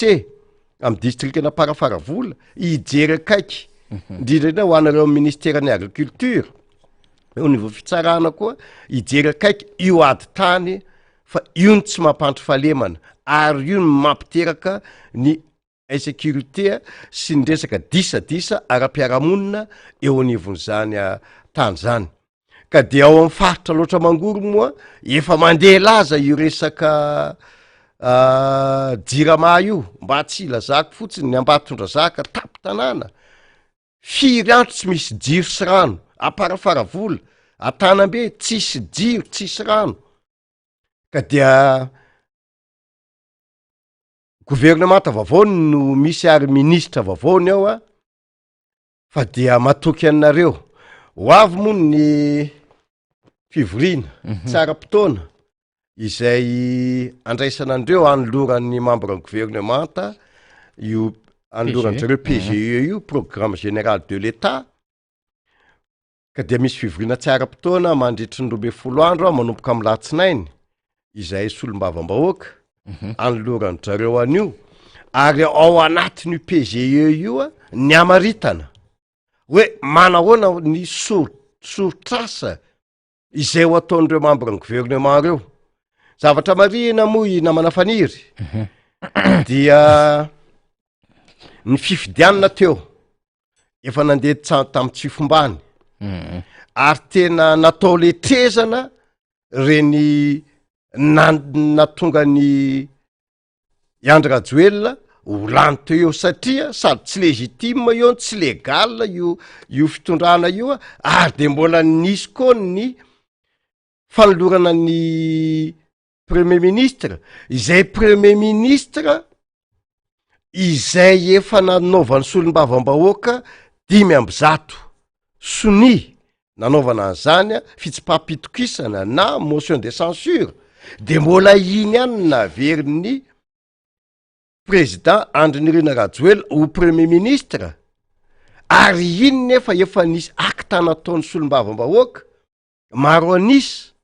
tao amin'ny anivon'ny anteny meram-pirenena io de mbola io ihany ny tafaverina ary efa nisy tractation izay nataon'ny solombavam-bahoaka de hiatrika ny PGE izy amin'ny latsinainy tsy fantatra ny zavatra isy ao anivon'ny anteny meram-pirenena ao ka dia io tonga am'le fitenenana any amin'ny Tsianakany any Tsianakany de hoe antobavina ny entsika adibo zany tsy azoko amaraina azoko niany tsy azoko niany azoko amaraina ka dia obo-pitenenana zay hoisy ny fifidianana tsy maintsy andalo am'izany fifidianana ho be ny tanàna sy mpanolo-tsaina communal sy mpanolo-tsaina au nivon'ny commune sy ireo solombavam-bahoaka reo izay tsara marina fa misy ny fraisan'ny C11 na collectif de candidats ary misy mivovonana izay manampy an'ireo koa de eo ny hitsaran'ny vahoaka hoe tena legitime marina vea ity fitondrana tia na tsy legitime satria tsy maintsy hoisy ny fakana na fijerena kaiky ny majorité parlementaire am'izay fifidianana zay ka izay angamba ny antombotsika le resaka fa dia eto motsika amin'ny rahalahy sady mamelabelatra ny zava-misy eto amin'ity firenetsika ity anterina zany nisy antsoavy nataon'ny solomam-bahoaka na parafaravola ale matora bekijana solofery fa tamin'ny alina dia nisy afakanakeriny zaza telo mianada tany Ambatomainty izy io Paramanina dia nisy vola lasa ihany koa zany mbola manaradiny fokon'olona miady rery miady mafy mino tsika zany fa mitandro filaminana ihany koa zany tokony efa mandray an'izany vaovao rehetrarehetra zany raha tsy efa hoe nandray any toerana zany tena maika satria tena tsy afa-miaina le vahoaka zany am'le tsy fandripalemana vao nresaka ny zava-misy tsika ka tany Akazobe ndresaka ny fiainana eo amin'le hoe reo mpitandro filaminana no lasa dahalo miray tsikombakomba famonoana be ny tanàna miaraka amina sefoko tany zao ndray mbola mitohy any Paramanina any Ambatomainty any zany le resaka kidnapping de mino sika fa misy tompona andraikitra zany eo amin'ny tontolon'ny fandripalemana mba tena hiazakazaka hamahany zany olona zany satria mijaly reo zazareo mijaly ny ray aman-dreniny mijaly amin'ny akapobeany zany reo malagasy any ambanivohitra any député Bekijana amin'ny akapobeany iny aloha ianao ve naharaka nyty resaka secrétariat d'état sy ny système manakambara ve député Bekijana tena magaga le izy satria ny antony de zao nisy membre ny gouvernement 7 izay désignen'ny filoham-pirenena ary misy 6 ndray ono ho secrétariat d'état izay mirattaché any amin'ny présidence zany hoe mivantana any mivantana any amin'ny présidence reo sekretariat d'etat reo a ranony zavatra ho eritreretiny zareo de tsy mamonjy conseil de ministre fa any amy conseil de gouvernement no mandeha nefa ny anatin'ny lalàna ny conseil de gouvernement de ny ministre sy ny ny premier ministre no mamolavola mialoha ny zavatra hoentina miasa any amin'ny conseil des ministres nefa reo conseil des ministres any amin'ny any amin'ny lapam-panjakana any avoloha no mivory ny conseil des ministres nefa ny zavatra magaga ny secrétariat d'etat ndray zay mirataché direct any amin'ny présidence no any amin'ny conseil de gouvernement ndray a no manao an'izay lahadinika zay midika zany fa misy zavatra tokony arenina tsy fantatra hoe aindry zareo vea le zava-misy am'le lalàna ny zavatra magaga dia na ny budgetn'io ary de any amin'ny présidence daholo ka tsy fantatra hoe inona no mahatonga an'ireo secrétariat d'etat sivya ireo no any amin'ny présidence no zava-misy fa eto motsika manady ady an'le izy namana faniry tsika moa zany zao tena mbola miandry mihitsy satria mba liana ihany rehetra hoe izy any anarany inona ny andraikiny indrindraindrindra ny solombavambahoaka ihany ko satria tsy maintsy misy fandaniam-bolam-panjakana tsy maintsy misy fandaniam-bolam-panjakana eo ary izahay solombavambahoaka ny manara-maso ny asany zareo mpanatanteraka de tsy maintsy ho isy no débat amindreo membre ny gouvernement reo ary tsy fantatra koa reo secrétariat d'etat reo a hiatrika interpellation eo anivon'ny solombavambahoaka ve sa tsisy science débat na interpellation izay ao anaty voafaritry lalàna no miatrika andreo solombavambahoaka reo zay zao fa raha ny tena tokony ho izy roa ihany ange taloha zany hoe secrétariat d'etat zany ary ambany fiadidin'ny ministère zay fa itya misy sivy mihitsy a de any amin'ny ambany fiadidin'ny président ny présidence de la république zay zany ny zava-misy a izay misy eto amy tany sy firenena raha tsika tsara mihitsy a izany vaovao zany ary zay le hoe tombony rehefa atao anatin'ny fandarina miara-manonja satria miezaka foana zany zahay a mampahafantatra atsika vahoaka ny atao hoe endriky ny lalàna ny atao hoe fiainan'ny firenena ny atao fanapahan-kevitra sy ny sisa amin'ny akabiany zany resahantsika zany a député Rabekijana adevitra nde atao hoe adevitra tsy adevitra manahirana ny sainy rehetra rehefa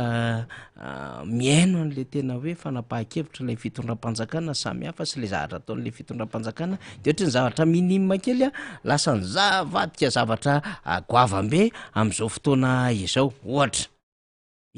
ohatra hoy aho resaka tontolona W mety mahita an'izany ianao any ambanivolo rehetrarehetra lasa mivadika tena adevitra be le izy a te andefa n'ity sary kely ity fotsiny ako zay fanio-kevitra Andriamatoa Andry Rajoelina taona vitsilasa izay na manafaly mikasika ny téléphérique de mahazo an'izay adevitra tsika rehefa aveo a raha azo alefa faly a zay tamina gazety anankiray rehefa nandeha ny adevitra momba ny téléphérique tam'izany de tiany moa zavatra nambalana Andriamatoa Andry Rajoelina ary ny gazety mpiseho isan'andro midi Madagasikara mialatsiny manona ny anarany a de namoaka izao mihitsy a tamin'ny alaina zany hoe ce n'est pas aux izy parce que nous réalisons ce projet de téléphérique que nous n'apportons pas de solution aux autres problème socio-économique zany hoe tsy hoe rehefa manan-tanteraka tsika nitetika asa téléphérique dia tsy hitondra vahaolana han'ireo olana ara-tsosialy ara-toekarena zany atsy andanina nefa zany a de fantatsika ilay ministra ny fanabeazam-pirenena dia tsy niafina zany fa niantso tolo-tanana fa tsy maharaka ny w ary tsy manam-bolona am'izany ny fitondram-panjakana de niteraka devitra be ity zany zao ny tsapa-kevitra député Rabekijana satria le ministra ny fanabeazam-pirenena moa zany tamin'ny 2020 janoary dia nilazany ity fa tsy ampirotapisa isa taona zany a ny table banc ho amin'ny sekoly mpanjakana fa 5,3 isa taona no natokana hatreto ao anatin'ny teti-bola mpanjakana ya iry moa zany tsy ampy ro tapitrisa isa fa tsy hoe isa taona moa zany manitsy ale mivaki koa zany 100,000 ariary izy hatramin'ny 250,000 ariary ny w ray de fiara-miasa ny rehetra milalam-bola maro samihafa ny vahaolana aingana sy matra na antsoina hoe financement multi-acteur zany vonina ve anome w ray isa taona ho an'izy ireo tsy manome vola fa manolotra w de rehefa natao ny tsapa-kevitra 20,100 le ena nanaiky an'izany 20,100 zany am'izao tsika miteny zao tsy nanaiky izany afa baraka le fitondram-panjakana de miverintsika am'le teningaihany rajoelona rehefa nanao an'le téléphérique satria teta-bola be mihitsy 151 millions d'euros anoany zany lany amin'izy ity de hoe tsy hoe tsy mijery reo olana hafa social économique ara-sosialy tsara économique atsika akory rehefa manao téléphérique ho izy akanjo mivoaka ihany ny zavatra nafenina zany hoe tena tsy manam-bola le fanjakana kanefa mitrosa amina vola be député Rabekijana adevitra moa zany de nataontsika mba ho resahana ihany satria itsika koa mamoa n'ilay zavatra nambara nga rajoelona izy ny tompo marika tamin'le téléphérique alorika le vahoaka malagasy lay zana-bahoaka nefa zany a dia mitady w io zany araka ny nambara n'le ministra nytendreny namana faniry matoa nge tsy nanaiky ny vahoaka malagasy tamin'ny fifidianana iny atsy tonga ny fidy ny vahoaka malagasy tamin'ny fifidianana iny dia tsapan'le vahoaka malagasy mihitsy fa tsy any am'le manaintaina no tsabona fa efa teniko eto matetika zay a hoe nen'io fitondrana zay entiny andry rajoelona io ange resaka oera fotsiny a no miseho e ary nen'ny membre ny premier ministre izay nitendrena de hoe efa tapitra treo ny fari-pahalalany ny fahaizany mitondra zany hoe ny tiako tenenina am'izay na i premier ministre izay tsy ary ny solo fa nanompoka tany amy 73 député no nametraka an'io zany hoe efa eny taona lasa zany de mbola tsy ny solo mihitsy de hoe efa tapitra treo zany ny fahaizany ka rehefa tsy nisy zavatra niovana andritran'izay eny taona zay a inona koa ny mbola zavatra andrasana sa misy miracle ny zavatra iseho de ohatra zany koa nen'ny président Andry Rajoelina rehefa tsy nisy zavatra niova miteny matetika moa de hoe tsy maintsy mandroso Madagasikara ngazy io resa-bava fotsiny ny ampandrosona n'ity Madagasikara ty fa misy olona tena tokony hitondrana ary io raha vao tsy any amin'ny lohany no mitarika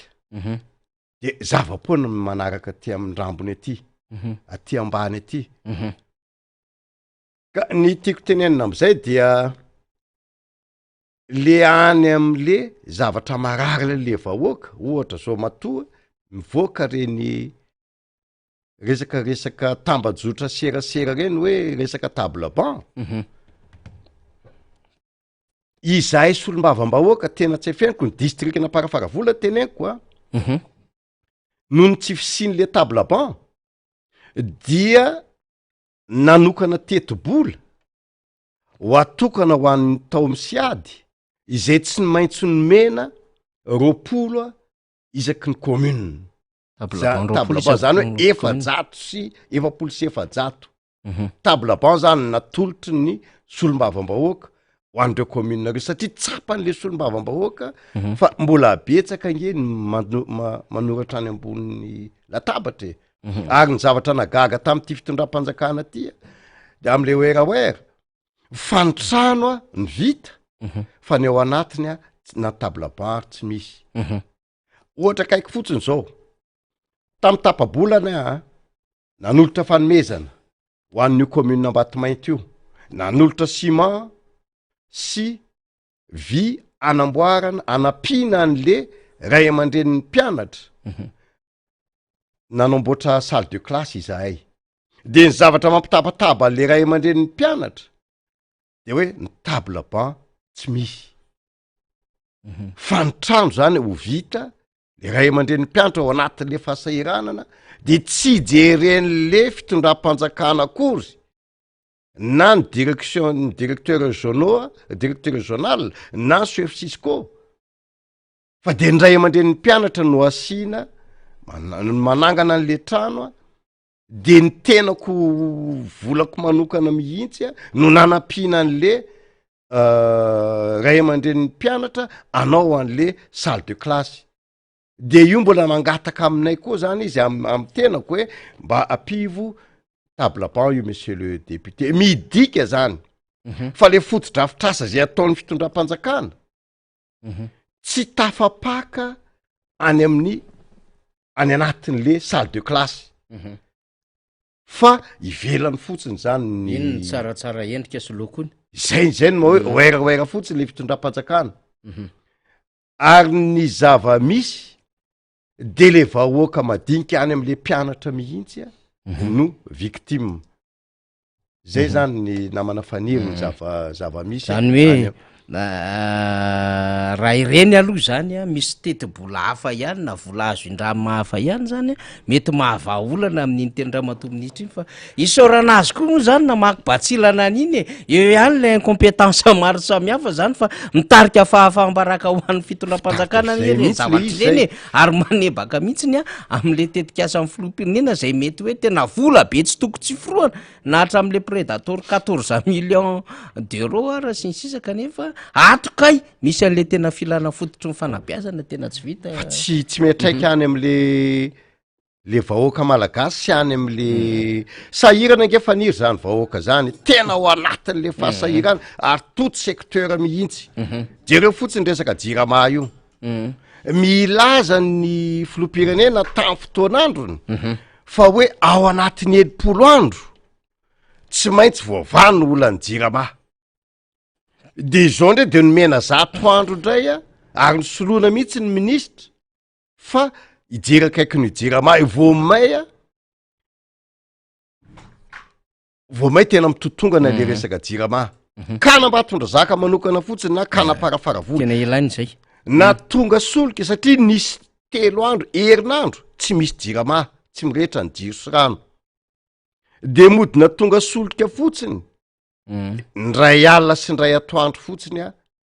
nandeha le jiro a nanompoka androany ndray tapaka ndray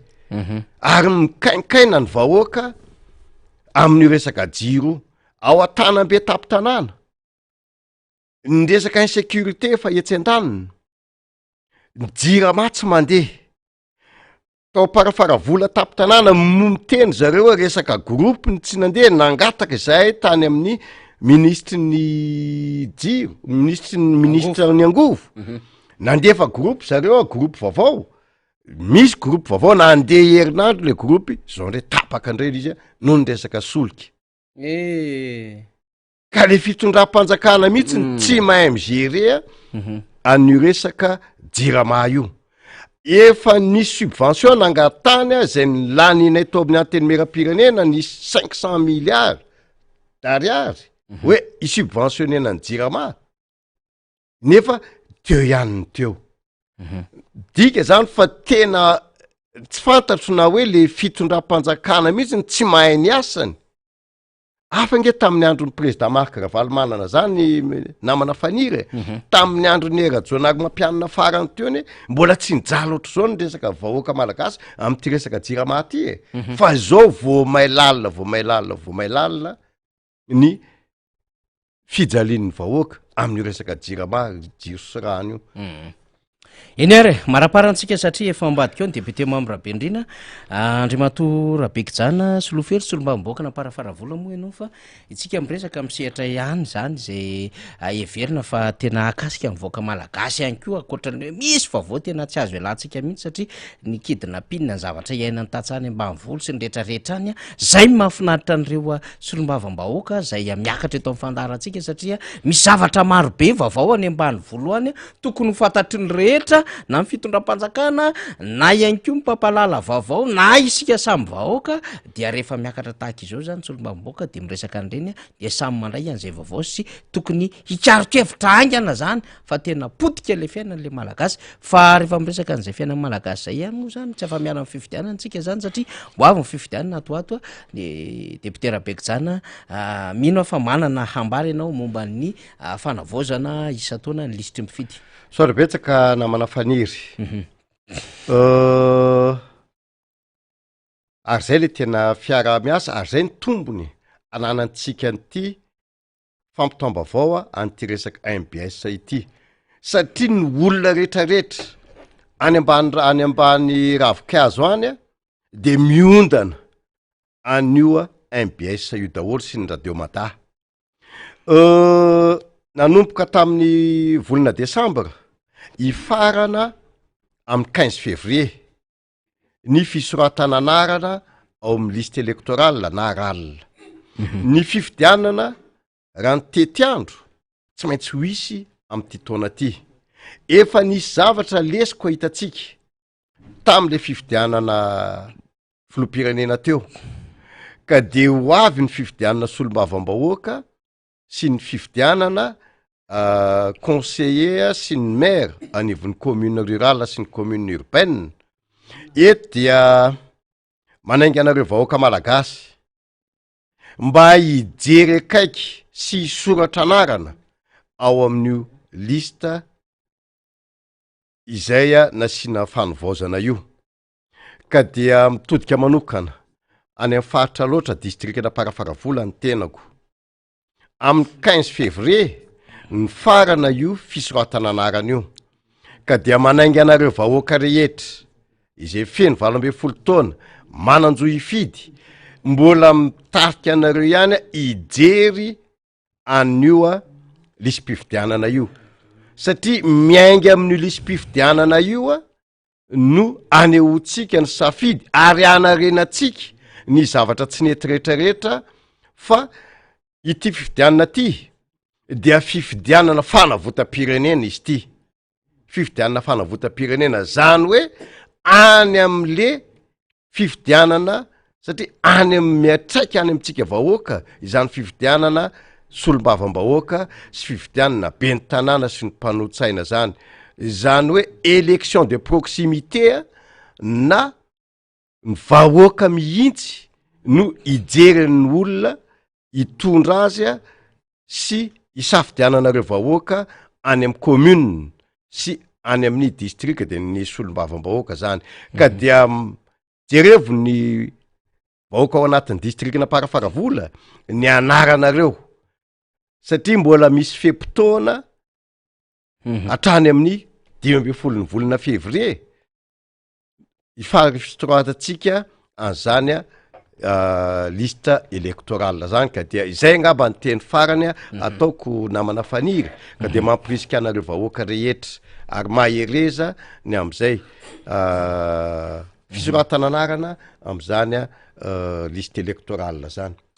ya de makasetraka solombavam-bahoaka Rabekijana atsika zay niaraka tamintsika teto amin'ny fandarana zany nafantarantsika ny vaovao misy any amin'ny faritra loatra mangoro nilazany ihany koa ny fomba fijeriny amin'ny zavamisy iaina amin'ny firenena ao anatin'izay hoe gouvernementa izay sy ny andrasana an'ireo mpikambana eo anivon'ny gouvernementa vaovao zany sy ny antso ataony ho an'ny olom-pirenena izany ny député Mamy Rabendrina efa ho ambadika mivadika ao efa mandamimazy faly aho a de efa hiditra eto amin'ny fandarana izy zany iresaka satria efa mivakitsika moa tao anatin'le taritra ny filakevitry minisitra teo ny amin'ny hoe anomana volavolandrija teny-dalàna projet de loi le fitondram-panjakana zany mikasika indrindra ny vondrom-bahoaka hitsinjara mpahefana na collectivité territoriale décentralisée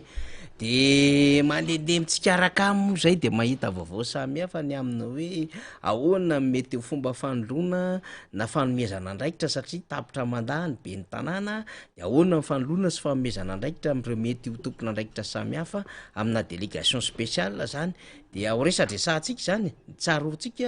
fantatsika moa marimarina kokoa dia efa be ny tanàna isy olo-mavomboaka mamirabenirina ary be ny tanàna nandritra ny 10 taona mahery ary solom-bavomboaka efa 10 taona mahery ihany koa mahafantatra tsara zany ny pitsopitsony lalàna samihafa de veritsika fa tena ao anatin'ny patsany tsara ny adevitra am'izany resaka vondrom-bahoaka hitsinjara-pahefana izany eny ary andriamatoa député miarabanao tonga soa eto amin'ny fandarana indraytsika manikilatsofina ny vahoaka malagasy menao antsika am'izao fotoana izao tia afantatra am'izay heverina fa tena raharaha-pirenena sy ny zotry ny raharaha-pirenena vao manomboka ity fiandohan'ny taona ity aty amin'ny volana janoary tsika am'izao fotoana izao miaraba faniry miarabantsika rehetra mpiaramiasa atao amin'ny studio ny MBS sy ny radio mata miaraba koa ny solomafambahoaka Solofoery Rabekijana zay timbiasako atao amin'ity micro ity androany fa indrindrandrindra miarabantsika rehetra mpanaraka ny fandaharana faly de faly tafahoany etondray tafaraka etondray volana vitsivitsy zay noho ny zavamisy noho ny fandaminana noho ny fiatrehana ny fiainam-pirenena de fatatsika ny fa tsy afaka niona teto amin'ity sehatra ny miara-manonja MBS radio madaty isika fa niona kosa tamin'ny sehatra isan-karazany niona teny Akianja niona ny teny Andalana niona tamin'ny toerana isan-karazany zay ny fampetsona zay nietrehana ny raharaha-pirenena ka manatitra n'izay fiarabana izay indrindraindrindra veriko fa mbola tsy tara miaraba ny vahoaka malagasy sika rehetra mpanaraka ny fandarana na tratra nyty taona 420 sy 20 ty ary mirary soatsika mba ho taona hodiavitsika ao anatin'ny fahasalamana ary ahitatsika fahombiazana amin'ny ataotsika rehetrarehetra indrindra amin'ny ezaka hitondrantsika fanatsarana ny fiainan'ny firenena amin'ny ankapobeny député mamy Rabendrina zany moa efa nanatsidika zany teo ny amin'ny hoe ho amin'ny resaka tontolon-dalàna amin'ny ankapobeny ny resaka zava-misy eo amin'ny anteny miaram-pirenena satria tena hotazanina soaraha-maso mihitsy izy io zany manomboka miaina tsy kelikely tsika am'le hoe eohatr' zao anie le ambiance miaraka amin'ity fanjakany ity tsy zavatra mandeha araka ny tokony izy le dysfonctionnement la incohérence samihafa efa iainana tsy kelikely an'izay zany hoe manomboka mampiseho an'le fahaiza manao any amin'ny lafin-javatra mampime samihafa le fanjakana am'izao fotoana zao fa manomboka izy io de manomboka manoratra sy manisa tsy kelikely am'izay zany tsika am'izao fotoana zao vao manomboka amin'ny mandany tonga de todika ato amin'ny député mamy Rabendrina tsika satria de vao iantso ivory tsy ara-potoana zany ianareo solomamboaka député mamy Rabendrina andinika momba ny politika akapobean'ny fanjakana efa nanazava kely ateo fa ianao solomavomboaka angamba mba tsara ihany député mamy Rabendrina ny aminy hoe tena inona ny andrasana am'le PGE etin'le gouvernement tam'izay zany satria anisan'ny mpanara-maso ny anteny miaram-pirenena misaotra faniry raha vao totsika hoe nandray ny fahefana ireo mitondra ny firenena am'izao fotoana izao amiko aloha faniry ny ao an-tsaiky foana raha vao mieritreritra an'io zay mahatonga sadaikatra rehefa miresaka satria tsika fomba fijeritsika de nahita hoe namaly ny antsotsika ny vahoaka tamin'iny fifidianana iny namaly ny antsotsika tsy hiatrika an'le fifidianana fa tsy izay moa no nisaina tao anatin'le izy fa zavatra hafa ny fomba niatrehana azy natonga n'lay lazainy député Rabekijana teo hoe amboletra dia mahatonga n'izao endrim-pitondrana am'izao fotoana izao de alay-panahy foana hiteny hoe zao le atao hoe autorité de fait tsara fantatry ny olona ihany nga am'izay député inona tokoa moa zany zay amiko satria ny fitondrana demokratika no ataontsika hoe idéaly ary zay no efa mahatonga atsika miaina am'sata republikana manana ny fototra ijoroan'ny fanjakana de ny lalam-panorenana kanefa lalam-panorenana zay tsy najaina mihitsy tsika tsy resaka an'le mandat teo alohatsony fa teo am'le fanatanterahana an'le fifidianana zay nahatonga an're savorovoroana tsy mbola ny lantona ireny satria eto tsika de miresaka fa mbola tsy milamina io satria ny antso isika avy taty amin'ny fanoherana forotoana lasa zay ny aminy hoe tokony sy ny fifidianana ekeniny rehetra mangarahara madio sy ny sisa nlaza koa ny avy any amin'ny fikarakarana ny fifidianana mivomera mikarakarana fifidianana hoe hanao ny ezaka rehetra mba hangarahara ny fitantanana ny fifidianana mba hadio fa indrindraindrindra mba ekeniny rehetra fa asa iza le rehetra ao an-tsaina am'izay satria maro anisa tam'ilay kandida zay nandray anjara hisafidianana aza tsy nanaiky an'le fifidianana aiza inona ny dika le hoe rehetra am'izay ny kandida 120 amin'ny 3 tsy nanaiky an'le fifidianana kandida fotsiny resahako ao fa ny mpanaraka azy ny olom-pirenena mpanaraka azy ny olom-pirenena mitovy hevitra aminy fa indrindraindrindra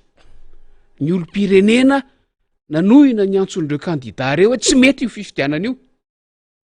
fa aoko tsika tsy andray anjara amin'io maro anisan'ireo na de nakarinara lay tapahavitriana natao am'izay nitiavan'ny mpanao azy tany de mbola vitsy miohatra amin'ny tsy nandray anjara kanefa samy malalatsika efa ny tena tapahavitriana nge ambany dia ambany mihitsy zany hoe midiky zany fa tena na ny olom-pirenena na ny fanapahan-kevitra ny mpifidy tamin'ny tsy fandraisana anjara tamin'ny fifidianana iny na ny kandida de samy tsy nanaiky an'iny fifidianana iny de eo zany le mametra-panontaniana hoe aiza le fifidianana ekeny rehetra fa rehefa namoaka valim-pifidianana reo tompona andraikitra namoaka ny tohiny miainga avy any amin'ny vaomiera misahana ny fifidianana sy hatrany amin'ny fitsarana zay misahana ny fifidianana dia namoaka an'le izy ihany nampanakery an'le izy zay lay tenenina ihany keo misy fomba fiteny anankiray fiteny vahiny hoe hold up na braquage électoral nisy endrika izay tao amin'ny fanatanterahana an'le izy ary mivokatra zay dia zay le lazainy député Rabekijana teo koa hoe tsy ampy na tsy misy mihitsy lay légitimité amin'ny fitondrana kanefa reo no mitondra aloha zay le autorité de fait izay le fitondrana zay tsy hitanao hoe avy aiza fa iolono ao zay le fitondrana hoe tsy nanaraka ny fenitra republikana sy demokratika no nahatonga an'le mpitondra teo ary tsy nekeniny rehetra fa no lay endrika braquage dia reo no mitondra de zay le hoe de fait zao fiteny frantsay ao anatin'le resaka de eo am'izay zany tsika le resaka an'le hoe politique générale de l'état miezaka ireo mitazona an'le fahefana am'izao fotoana zao reo hanaraka izay farafahakeliny tsy maintsy arahana ao anatin'le izy voalaza tsara hoy ateo hoe vo vita zany ny saritsary-pifidianana iny taorianana iny nametra-pialana ny gouvernemanta teo aloha de teo de fa miandry zany miandry tsara mihitsy sika satria dikan'iny tsy hoe remaniement iny tsy fanoloana amin'isitra iny fa fanoloana atrany amin'ny lehibe ny gouvernemanta miova amin'iny de nidikanyiny a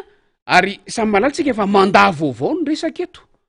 na dia nisy ara le resaka lavabe nataoko teo nidikan'izay politika mpanjakana vaovao no andrasana hitondrana ny firenena de zay le hoe politique générale de l'état politika mpanjakana akapobeny amin'ny hitondrana ny fampandrosoana ny firenena izay atao hoe vinan'ireo mitarika sy tompon'ilay politika ao anatin'le izy ny fanolonany lehibe ny gouvernemanta de mitarika fanehoana eo anatrehan'ny parlemanta ny fandaharan'asa fanatanterahana an'io PGE io mitady an'le voambolana malagasy efaniry satria saika amin'ny teny frantsay daholo izy hoe programme de mise en œuvre an'io PGE io zay ny resaka zay no entanasa fampandehanana satria tsy lay PGE kory tsy le politique générale de l'état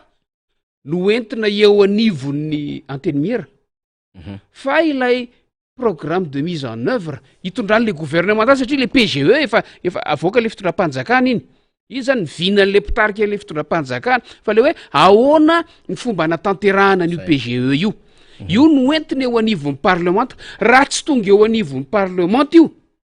de mandringa ny fitantanana amin'ny firenena satria ampahafantarina amin'ny parlemanta io aloha tsy misy hoe ankatoavina anatsy fa ampahafantarina aloha hoe misy an'io io ny fomba hitondrana azy ino matsy zay le nylazay mifaniry teo ny hoe raha andraikitra ny antenimiera indrindra ny antenimiera-pirenena ny fanaraha maso ny fanatanterahany fanjakana ny asany de io ny fototra iaingan'ny fanaraha maso satria izay holazain'ny lehibe ny gouvernemanta eo zany no raisitsika ho raisin'ny solombavam-bahoaka ho raisin'ny antenimiera-pirenena ho tableau de bord hitsarana ny fanatanterahany an'lay asany amma gouvernemanta azy rehefa avy eo de rehefa ho avy ny fotoana isa-taona isaky ny fivoriana ara-potoana de eo le tokony isy ilay fasafasa ilay voalohany aloha misy ilay fanaovana tatitra zay ataon'ny gouvernemanta amin'nisy tsirairay fa misy ilay fiaonana zay fametrahana fanontaniana sy andrasana valiny amin'ny gouvernemanta io le nitsoahan'ilay premier ministre tatao anatin'ny taona ray farany mahery kely mitsoaka an'io foana mihitsy izy tsy nety niatrika an'io izy ary natamy fivoriana farany teo azy mbola nataony hatramin'ny farany zay tsy hiatrehana an'io satria eo mantsy a zay le teneniko hoe matableau de bord an'lay fandarana asa fanatanterahana le PGE eo no ahafahany solombavam-bahoaka miteny hoe aizy ty nakaizy ty naninony ty vita naninony ty tsy vita ahoana ny fanatanterahana ty fa indrindraindrindra hoe maninona ny tiany lazaina kanefa tiany natao zay le zavatra hitranga amin'ny herinandro io zany hametraka an'io antotantaratasy io eny anivon'ny antenimiera ny io gouvernemanta ataotsika lazaina fa vaovao io teny foana hoe gouvernemanta vaovao samy malalitsika efa tsy vaovao samy malalitsika efa tsy vaovao io fa ametraka an'izay eo anatrehan'ny antenimiera-pirenena ireo gouvernemanta io a amin'ny herinandro ary io no fototra iangian'ny solombavam-bahoaka amin'ny fanaraha maso ny fanatanterahany gouvernemanta ny andraikiny amin'ny fampandrosoana ny firenena fanontaniana mipetraka de zao mifototra amin'inona rio andrasantsika moa zany nyvalin'zay amin'ny herinandro e andrasantsika mivalin'zay satria irahantsika mahalala fa aso faniry aitsio ara diso fa hatreto tsy maheno hoe inona ny drafym-pampandrosoana ifitoran'ny asa sy ny vina ty reto mpitondra ny fanjakana am'izao fotoan'izao reto saroantsika tsara tamin'ny mandaty eo aloha lazaina ny IEM fa tapitra ihany le mandat fa tsy mivoaka lay PEM zay anatanterahana azy le PEM mantsy plan dikan'lepe tsy ahivina ihany samy matadiditsika fa tsy ahivina ihany ary amin'ny maha-plan azy ao koa ny misy ny drafitra fa tapitra ihany le mandat fa tsy mivoaka mihitsy le plan na de nisy karazana lanonana ara tamin'ny faraparan'ny mandat iny zay modina anehoana hoe hamoahana an'le plan kanefa rehefa jerenao le lanonana tsy famoahana an'le plan zany igny ny tao e tsy famoahana an'le draft ny fanatanterahana an'le IEM zany ny tao de eo zany le baraingo mipetraka andrasantsika hoe mifototra amin'inona ndray zany ity politika mpanjakana akapobeny ity sa rehefa voapetraka eo anivon'ny anteny mero vao ezakazaka le fitondram-panjakana andeha hitady hoe anangana IEM 2 ve de amery ahijery hoe zay ve vao tena PEM fa izay no hitranga amin'ny herinandro io raha ny fiainam-pirenena no jerena dia io zany a zay no naveriko teo hoe ampitahiko amina tableau de bord ro ia teo zay tokony hipetraka eo ambany mason'ny anteny miera ahafahana mitsara ny fanatanterahany gouvernemanta na tsy ny zavatra zay nekeny ho tanterahana eo eo fampantroana firenena de hoenotsika ny zavatra ambaran'izy ireo manomboka amin'ny herinandro ambony iny de hoentsika atao anatin'ny fandarana zany raha misy tokony voaboasana ambara hoentina dia tsy maintsy hoentitsika zany satria zava-dehibe loatra iny resaka politika akapobe ny fanjakana efa nitondrantsika fanazavana nampin'ny depute Rabekijana ary mbola nao mafisiny ny fanazava-kevitra nentin'ny depute Mamy Rabendrina amitsika izany tonga de vadika any am'ilay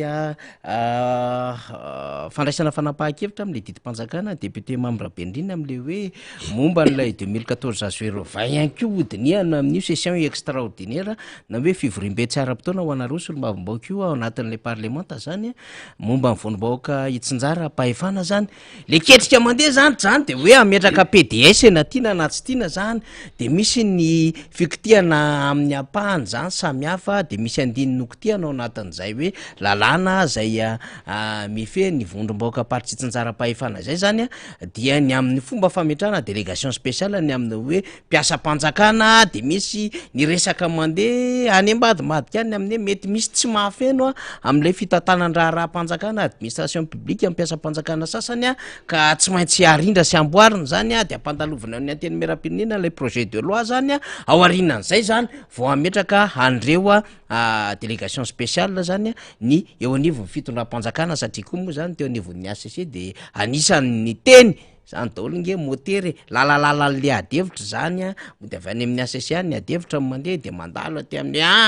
jerevo manokana io fa tsy mety io fa banga-toeran'ny eny anivon'ny commune io de miasa le aty anivon'ny gouvernemanta alefa ao anatin'le session extraordinaire sady hanao présentation na PGE zany député Mamy Rabendrina efa nisy fotoana tao anatin'ilay hoe lany manday ianareo fony be ny tanàna tam'izany de nisy fepetra tetezamita de mbola afaka nanohy le asa zany par expérience zany tsy hoe expérience vécue zany fa efa zavatra ny lalovana sy hoe ao amin'ny fampanaran-dalàna inona tokoa zao tranga misy zao ny amin'ny hoe tapitra n'le mandany lehibe ny tanàna kanefa tsy afaka namoaka fanapahan-kevitra mifandraika am'izay ny fitondram-panjakana Andriamatoa Solomam-bahoaka. Resaka mandat électif no fototra iangan'ny resaka eto fandresahana foana efa tapitra tamin'ny herinandro fa tapabolana lasa zay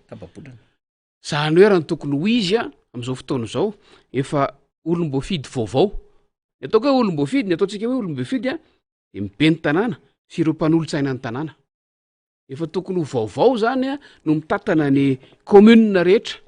eran'ny Madagasikara fa fantatsika fa tsinjo lavitra ny mpitondra fanjakana mba tsy tenenako hoe nanao fanahinina anakorotana raha-raha-panjakana fa korotana angena raha-panjakana am'izao satria rehefa tapitra le mandat de tapitra amin'iny ny fahefany lay be ny tanàna hitatana ny commune io sy ireo olom-boafidy miara-miasa aminy tsy misy ady hevitra zany ny fahefana rehetra nananany de tapitra eo zany hoe na ny fampiasan'ny fitomboka mahabe ny tanàna azy aza tsy azony atao ntsony mainka fa fanaovana soni mainka fa famoaham-bola ny ata civil sory-am-piankohonana zany hoe ny commune rehetra eran'ny Madagasikara am'izao tsika miteny zao tsy misy lohany tsy nisy fitsinjovana an'izany mihitsy anefa nataon'le fitondram-panjakana fa ireo be ny tanàna tapitra mandaty ireo de azo lazaina hoe mety ho tafiditra anaty velam-pandrika raha tsy mitandrina satria na ny fakanesany any amin'io birao io ary am'izao fotoana zao efa azo lazaina hoe tsy misy lalàna tsony milaza hoe inona moa zany no anjara rarahany ao asa raha misy karazana ino ty izy fepetra tetezamita moa laza mifaniry azy teo nandeha moramora tany amin'ny avy any amin'ny solon-tena-mpanjakana tany fa tsika aloha tsy nahita hatram'izao a satria tokony na fanapahan-kevitra avy aty amin'ny filakevitra minisitra zay tokony raha miresaka ny zahatra ny ainanay tamin'ny fotoanandro zahay a didy itsy volana no mivoaka ordonnance io zany a nanalava fotoam-piasan'ny be ny tanàna nanalava fempotoam-piasana io tsy fametrahana PDS io a fa nanalava fempotoam-piasana samihafa manko zay tsy mitovy zany tsy mitovy mihitsy tsy zay mitovy zany fa ordonnance nanalava itsy volana nanalava ny fotoam-piasan'ny be ny tanàna mandra-pisy fifidianana vaovao zay ny ainanay tam'izany fotoana zany de samy mahatsiarotsika hoe taona 10 saika nisy fifidianana be ny tanàna de tamin'ny ora farany a foana indray le fifidianana taona 10 nefa rany a taona 5 vao nisy fifidianana zany hoe izay be ny tanàna nahazo an'lay fanalavam-potoana fiasana teo de nahazo mandaray manontolo mihitsy satria ilay manda zay nanomboka tamin'ny taona 7 nisin'ny fifidianana farany talohany 5 tokony ho tapitra tamin'ny taona 2 a fa nahazo 4 taona fanampiny mihitsy mandaray ny olom-boafidy teny amin'ny commune tamin'izany fotoana zany ordonnance ny navoaka ny fanjakana tetezamita tamin'izany fotoana zany ordonnance satria sarotra ny mametraka PDS iresaka PDS moa tsika rehefa avy eo amina commune anarivony ao anatin'ny indray mandeha manodidina ny 500 sy arivo ny commune manerana Madagasikara io tsy vitany hoe soratana fotsiny de hoe misy PDS mipetraka any de izay a no everitsika fa nahatonga ny fitondrana tetezamita tamin'izany fotoana zany nanao an'lay itsy volana fitondrana tetezamita zay autorité de fait koa tamin'izany fotoana zany no azo ilazana azy de tonga eto tsika zany zao tapitra koa no mandany i olom-boafidy am-perinasa any amin'ireny commune reny de hoy ateo hoe tsy manana fahefana tsony zareo kanefa mety ho zany tara kanefa koa za aloha hatreto de tsy nahita lalàna na fanapahan-kevitra izay mametraka ny hoe iza no mitatana ny commune fa ny lalàna misy ao anatin'io 2014-020 io ihany lalàna misy no milaza hoe raha misy ny fahabanga-toerana be ny tanàna moa ny resaka eto raha misy ny fahabanga-toerana be ny tanàna de voalaza ao no hoe raha 12 volana sisa ny alohan'ny ataperan'le mandat de eo misy fanendrena délégation spéciale 12 volana herintaona zany hoe raha ao anatin'le taona 3 voalohany am'le mandat zany misy fahabanga-toerany be ny tanàna de azo apetraka de fifidianana ka élection partielle élection zay ny nandrasana tamin'ireo le commune 20 maheritra firy reo zay banga ny toerany be ny tanàna fa tsy nisy mihitsy le élection partielle de rehefa tonga am'le taona fahaefatra ka misy ny fahabanga-toerany be ny tanàna na inona antony de eo zany a tsy azo atao tsony ny élection partielle zay voalaza n'io lalàna io 4 aotra roapolo de tsy maintsy délégation spéciale ny délégation spéciale de ny fitondram-panjakana no manendry azy zany hoe amin'ny fitondram-panjakana de ministera ny atitany no tompona andraikitra am'izany zany hoe tambatra moa izy teo ny atitany sy ny fitsinjaram-pahefana fa mahasolo tena mpanjakana azy de ministeran'ny atitany no tompona andraikitra amin'ny fanendrena ny délégation spéciale hoya fa tsy président ny délégation spéciale tsara manazava an'izay satria rehefa mivoaka zay fanendreny zay averiko fa mandritra le 12 volana farany amin'le mandat no azo atao zay rehefa mivoaka zay fanendreny zay de délégation spéciale no tendrena fa ao anatin'le délégation spéciale misy ny président de misy ny vice président anankiroa lefitra roa filohan'le délégation spéciale manokana dia lefitry ny filohan'lay délégation manokana anankiroa zay ny miara voatendry ao anatin'le izy ka raha commune Manarivony zany mitady olona telotelo avy ya zay voalazan'io lalàna io tany resahantsika manko de eo zany no mipetraka le fanontaniana hoe inona ny tanjona am'ty hikitihana n'io lalàna io satria raha ny zavatra hitatsika de io resaka délégation manokana io no mahatonga no mety ahatonga ny fikitihana io za aloha mbola tsy nahita le volavolan-dalàna fa ile taratasy paritaka anakany amin'ny filoham-pirenena sy ny prime ministre iny avy any amin'ny ministre ny fitsinjaram-pahefana iny no hitatsika rehetra ny zavatra tsara apetraka nefa de zao ilay lalàna 2014-020 tsy mamela mihitsy tsy misy ny firesahana hoe fametrahana délégation spéciale ao arin'ny fahataperam-mandat zay le zava-misy faniry zay misy vakitsika tsara le article 129 130 manodidididina eo zany hoe raha mieritreritra metraka délégation spéciale ve zany ity fitondrano ty de tonga de iny makany de tongany kanefa averiko fa raha voalazan'io lalàna io de tsisy milaza mihitsy hoe afaka mametraka délégation spéciale rehefa tapitra le mandat fa mandritra le 12 farany am'le mandat no azo apetraka délégation spéciale zay zavatra misy ao zay ny fanazavana sy adievitra sokafana avetrany rehefa mamaky andreny le atota taratasy isan-karazany miparitaka mahakasika an'io délégation spéciale io ho faniry ao anatin'le izy ny zavatra voalaza ao moa ay ny tsara tsara marihana ihany ko de zao rehefa mametraka an'le délégation spéciale ny fitondram-panjakana amin'ny fotoana ilanany zany ka manaraka ny lalàna fametrahana azy zany hoe mandritra le 12 volana farany am'le mandat de tsy mikasika ny filan-kevitra fatatsika fa misy ny atao hoe fahefana mpanatanteraka sy ny fahefana mpanapa-kevitra eny anivon'ny commune ny organe exécutif sy ny organe délibérant ny délégation spéciale dia mandray ny andraikitry ny fahefana mpanatanteraka fa tsy afaka mandray ny andraikitry ny fahefana mpanapa-kevitra zay ko aloha tsara marihana satria voalazan'io lalàna io zany rehefa mamaky an'le izy tsika de mahita an'izay zavatra zay ary vonjy maika io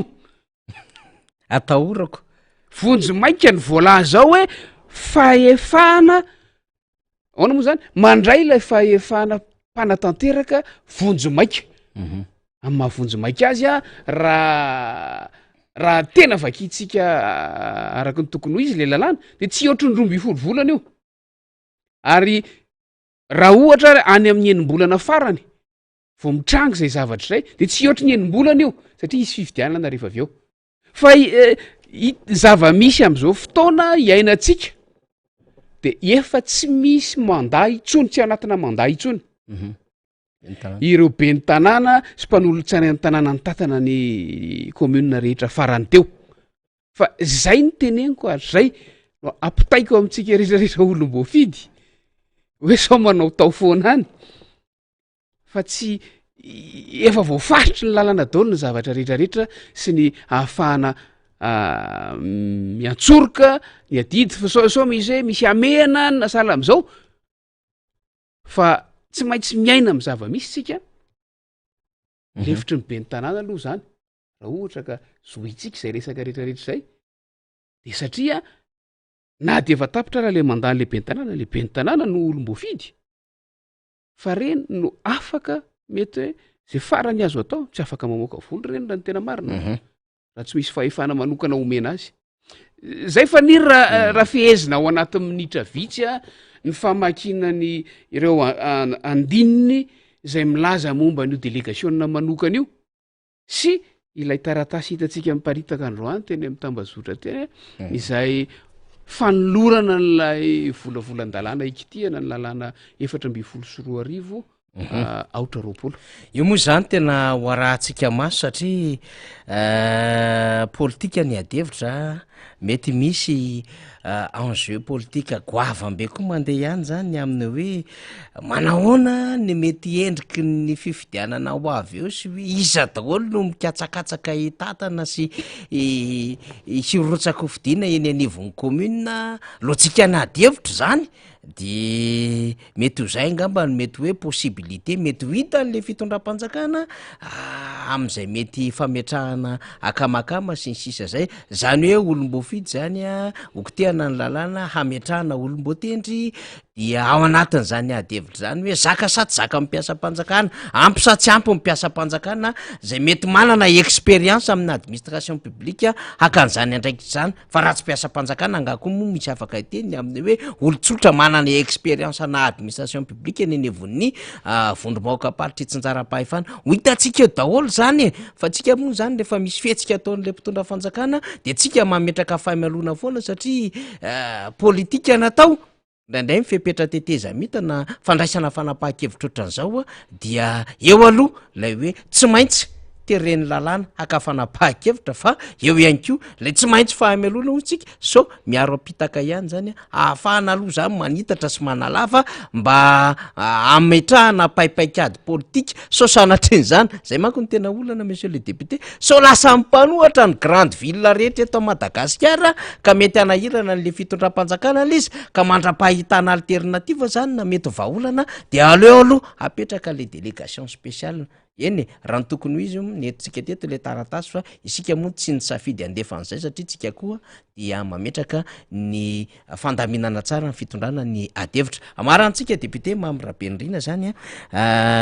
eny io manafoana satria raha ny tokony ho izy a lamy mandany be ny tanàna fa afaka volana vitsivitsy ihany ko am'ty taonty dia tokony hifarana ihany ko zany ny manda fitaom-piasany ny solombavambaoka ny rally lefa mandendehany andriamato solombavambaoka tsara ihany angambany mba hanimpazakevitra eny anivon'ireny commune sy district indrindraindrindra mifokotany ny amin'ny andraikitra ny olo-pirenena solombavambaoka raha teo ianao ary tompona andraikitra lehibe atao anatiny ny antoko tiako Madagasikara indrindra ao amin'ny district any Ambohidratrimo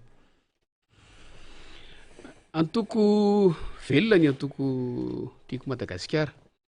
ary am'izay mantoko velona sy miasa azy zay a de miomana trany haka ny fahefana tandrify isaky ny ambaratonga mpitondrana rehetra dikan'izay miomana sika ho amin'ny fanavaozana rehetrarehetra zay mety zay ho tokony ho avy eto amin'ny firenena atoato raha resaka fiomanana no asiana tsindrim-peo dia eo amin'ny fiomanana amin'ny lisy mpifidianana no voalohany indrindra efa nresahana teto zay fa mafisina foana dilirina hoy fitenitsika mba hifantoka tsara ao an-tsaitsika fa mbola fotoany zao fijerena eny anivon'ny fokotany na aona ny anaranao na tsy ao raha ny tena marina tsy hoe fijerena fotsiny fa kanesany anivon'ny fokotany mihitsy ho an'ireo tsy ao ny anarany a zay malala fa mbola tsy ao ny anarany ampidirana azy ao manana fotoana malalaka tsika amin'ny akapobeny kanefa tsy mila miandriandry fa isika any amin'ny ratsa mangaika ny antoko any amin'ny comtim distim regtim fa indrindra ny any amin'ny fokotim de manana andraikitra lehibe ny amin'ny fanentanana mpiaramonina ny amin'ny hoe hijery an'izay lisy mpifidianan'izay misy dinga ianao fa alefa tsika tsy kelikely le izy fa sarotra ho atsika raha any atsatsika zao mihaino radio sarotra ho atsika ny hitadidy an'zany tiandro isan-karazana zany fa misy dikany ao fa misy dinganao fa ny dingana masahantsika aloha zao de le fakanesana any amin'ny fokotany mijery ny anarana indray manavao ny fisoratana anarana manamarina zay nge mba ny voambolana faniry manamarina hoe ao sa tsy eo ny anarana ary raha tsy ao de ampidirina rehefa tonga ny dingana manaraka any ho any amin'ny tapatapaka ny volana febroary any na lokelin'zay de efa lazaitsika le izy fa rehefa tonga zany dingana manaraka zany a dia zay ndray masahantsika ny aminy hoe inona no tokony atao fa zao aloha de zao entanitsika anjara atsika eny anivon'ny fokotimma hoa entanitsika ampiaramonina ijery an'izay lisitra izay fatatsika tsara fa anisan'ny fototry ny olana tam'ilay fifidianana fiomanana am'ilay saika isy fifidianana filoha-pirenena teo zany resaka lisy mpifidianana zany ary mba ahafahantsika tsy verenana zany olana zany tsony de anjara atsika no manentana andreo mpiaramonina amitsika ireo raha misy olona hitatsika efa tena sarotra bataina sarotra tantanana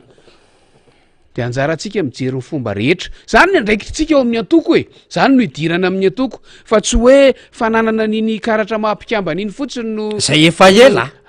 nanaovana azy fa tsy akaiky fifidiananretolo reto ny atsika efa atao anatin'ny tsara ihany manamarika an'izay efa nisy foana ny kara-pifidianana fa tsy mifananana niny fotsiny no zava-dehibe amin'ny mahampikambana fa fanatanterahana ny andraikitra mahampikambana ary tsy hoe birao ihany hoe birao ny fokotimma ihany ny tompona andraikitra ireo mitarika fotsiny fa mipikambana rehetra any amin'ny fototra any any amin'ny fokotany any a no tompona andraikitra mijery ny tokantrano manodidina azy tokantrano misy azy aloha de ny tokantrano manodidina azy de manamarina hoe tafiditra tsara ny anaty lisy mpifidianana ve fa ireny rehefa tonga ny fifidianana reny a no ahoana reny lazako azy no ovato irotsaka any anaty vata mpifidianana fa rehefa tsy any anaty lisy mpifidianana ianao de averina foany ty sady tsy afaka milatsaka hofidiana raha manana faniriana ilatsaka tsy afaka miatrika fifidianana hoe hifidy no tsy afaka manao fitarainana raha mahita tsy fetezana amin'ny fanatanterahana ny fifidianana ny dikan'zay amafisin'zay a isika rehetrarehetra ao amin'ny tambajotra ny atoko a amin'ny sampan'ny atoko a de mila manentana sy mitarika ampiaramonina amitsika hanamarina ny anarany any am'lisy mpifidianana aloha mandrapatonga ny tapaky ty fevrie ty manaraka ny aorian'zay a alefatsika tsikelikely eo zay indrindra tsy tonga de ataontsika andray miaraka daholy de zao de zao de zao de zao de zao tsika koa tsy maintsy mametraka tetikady tsara sady mazava kanefa mitondra makany fahombiazana mba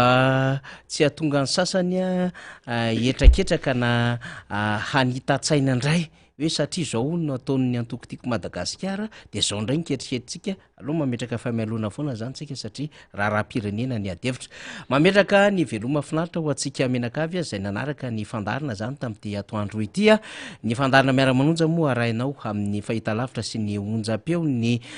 MBS sy ny radio Mada zany zato tebokavalo isan'andro alatsinainy ka hatramin'ny zoma manomboka am'ray ora ka hatramin'ny 3 ora ny oatra kely 2 minitra ny fandarantsika tsy manino zany satria betsaka ny zavatra tsy maintsy ny horesahana amin'ny fiainan'ny firenena manome fotoananao indray raha-pitsozoma 20 janoary ny solombavamboaka Rabekijana Solofery sy ny solombavamboaka Mamirabenrina voafidy tetsy amin'ny distrika Anambohidratrimo niaraka tamintsika tamin'ity fandaran'ity de isaorana ireo namana teknisiana makasitraka tompoko mandra-piora tompoko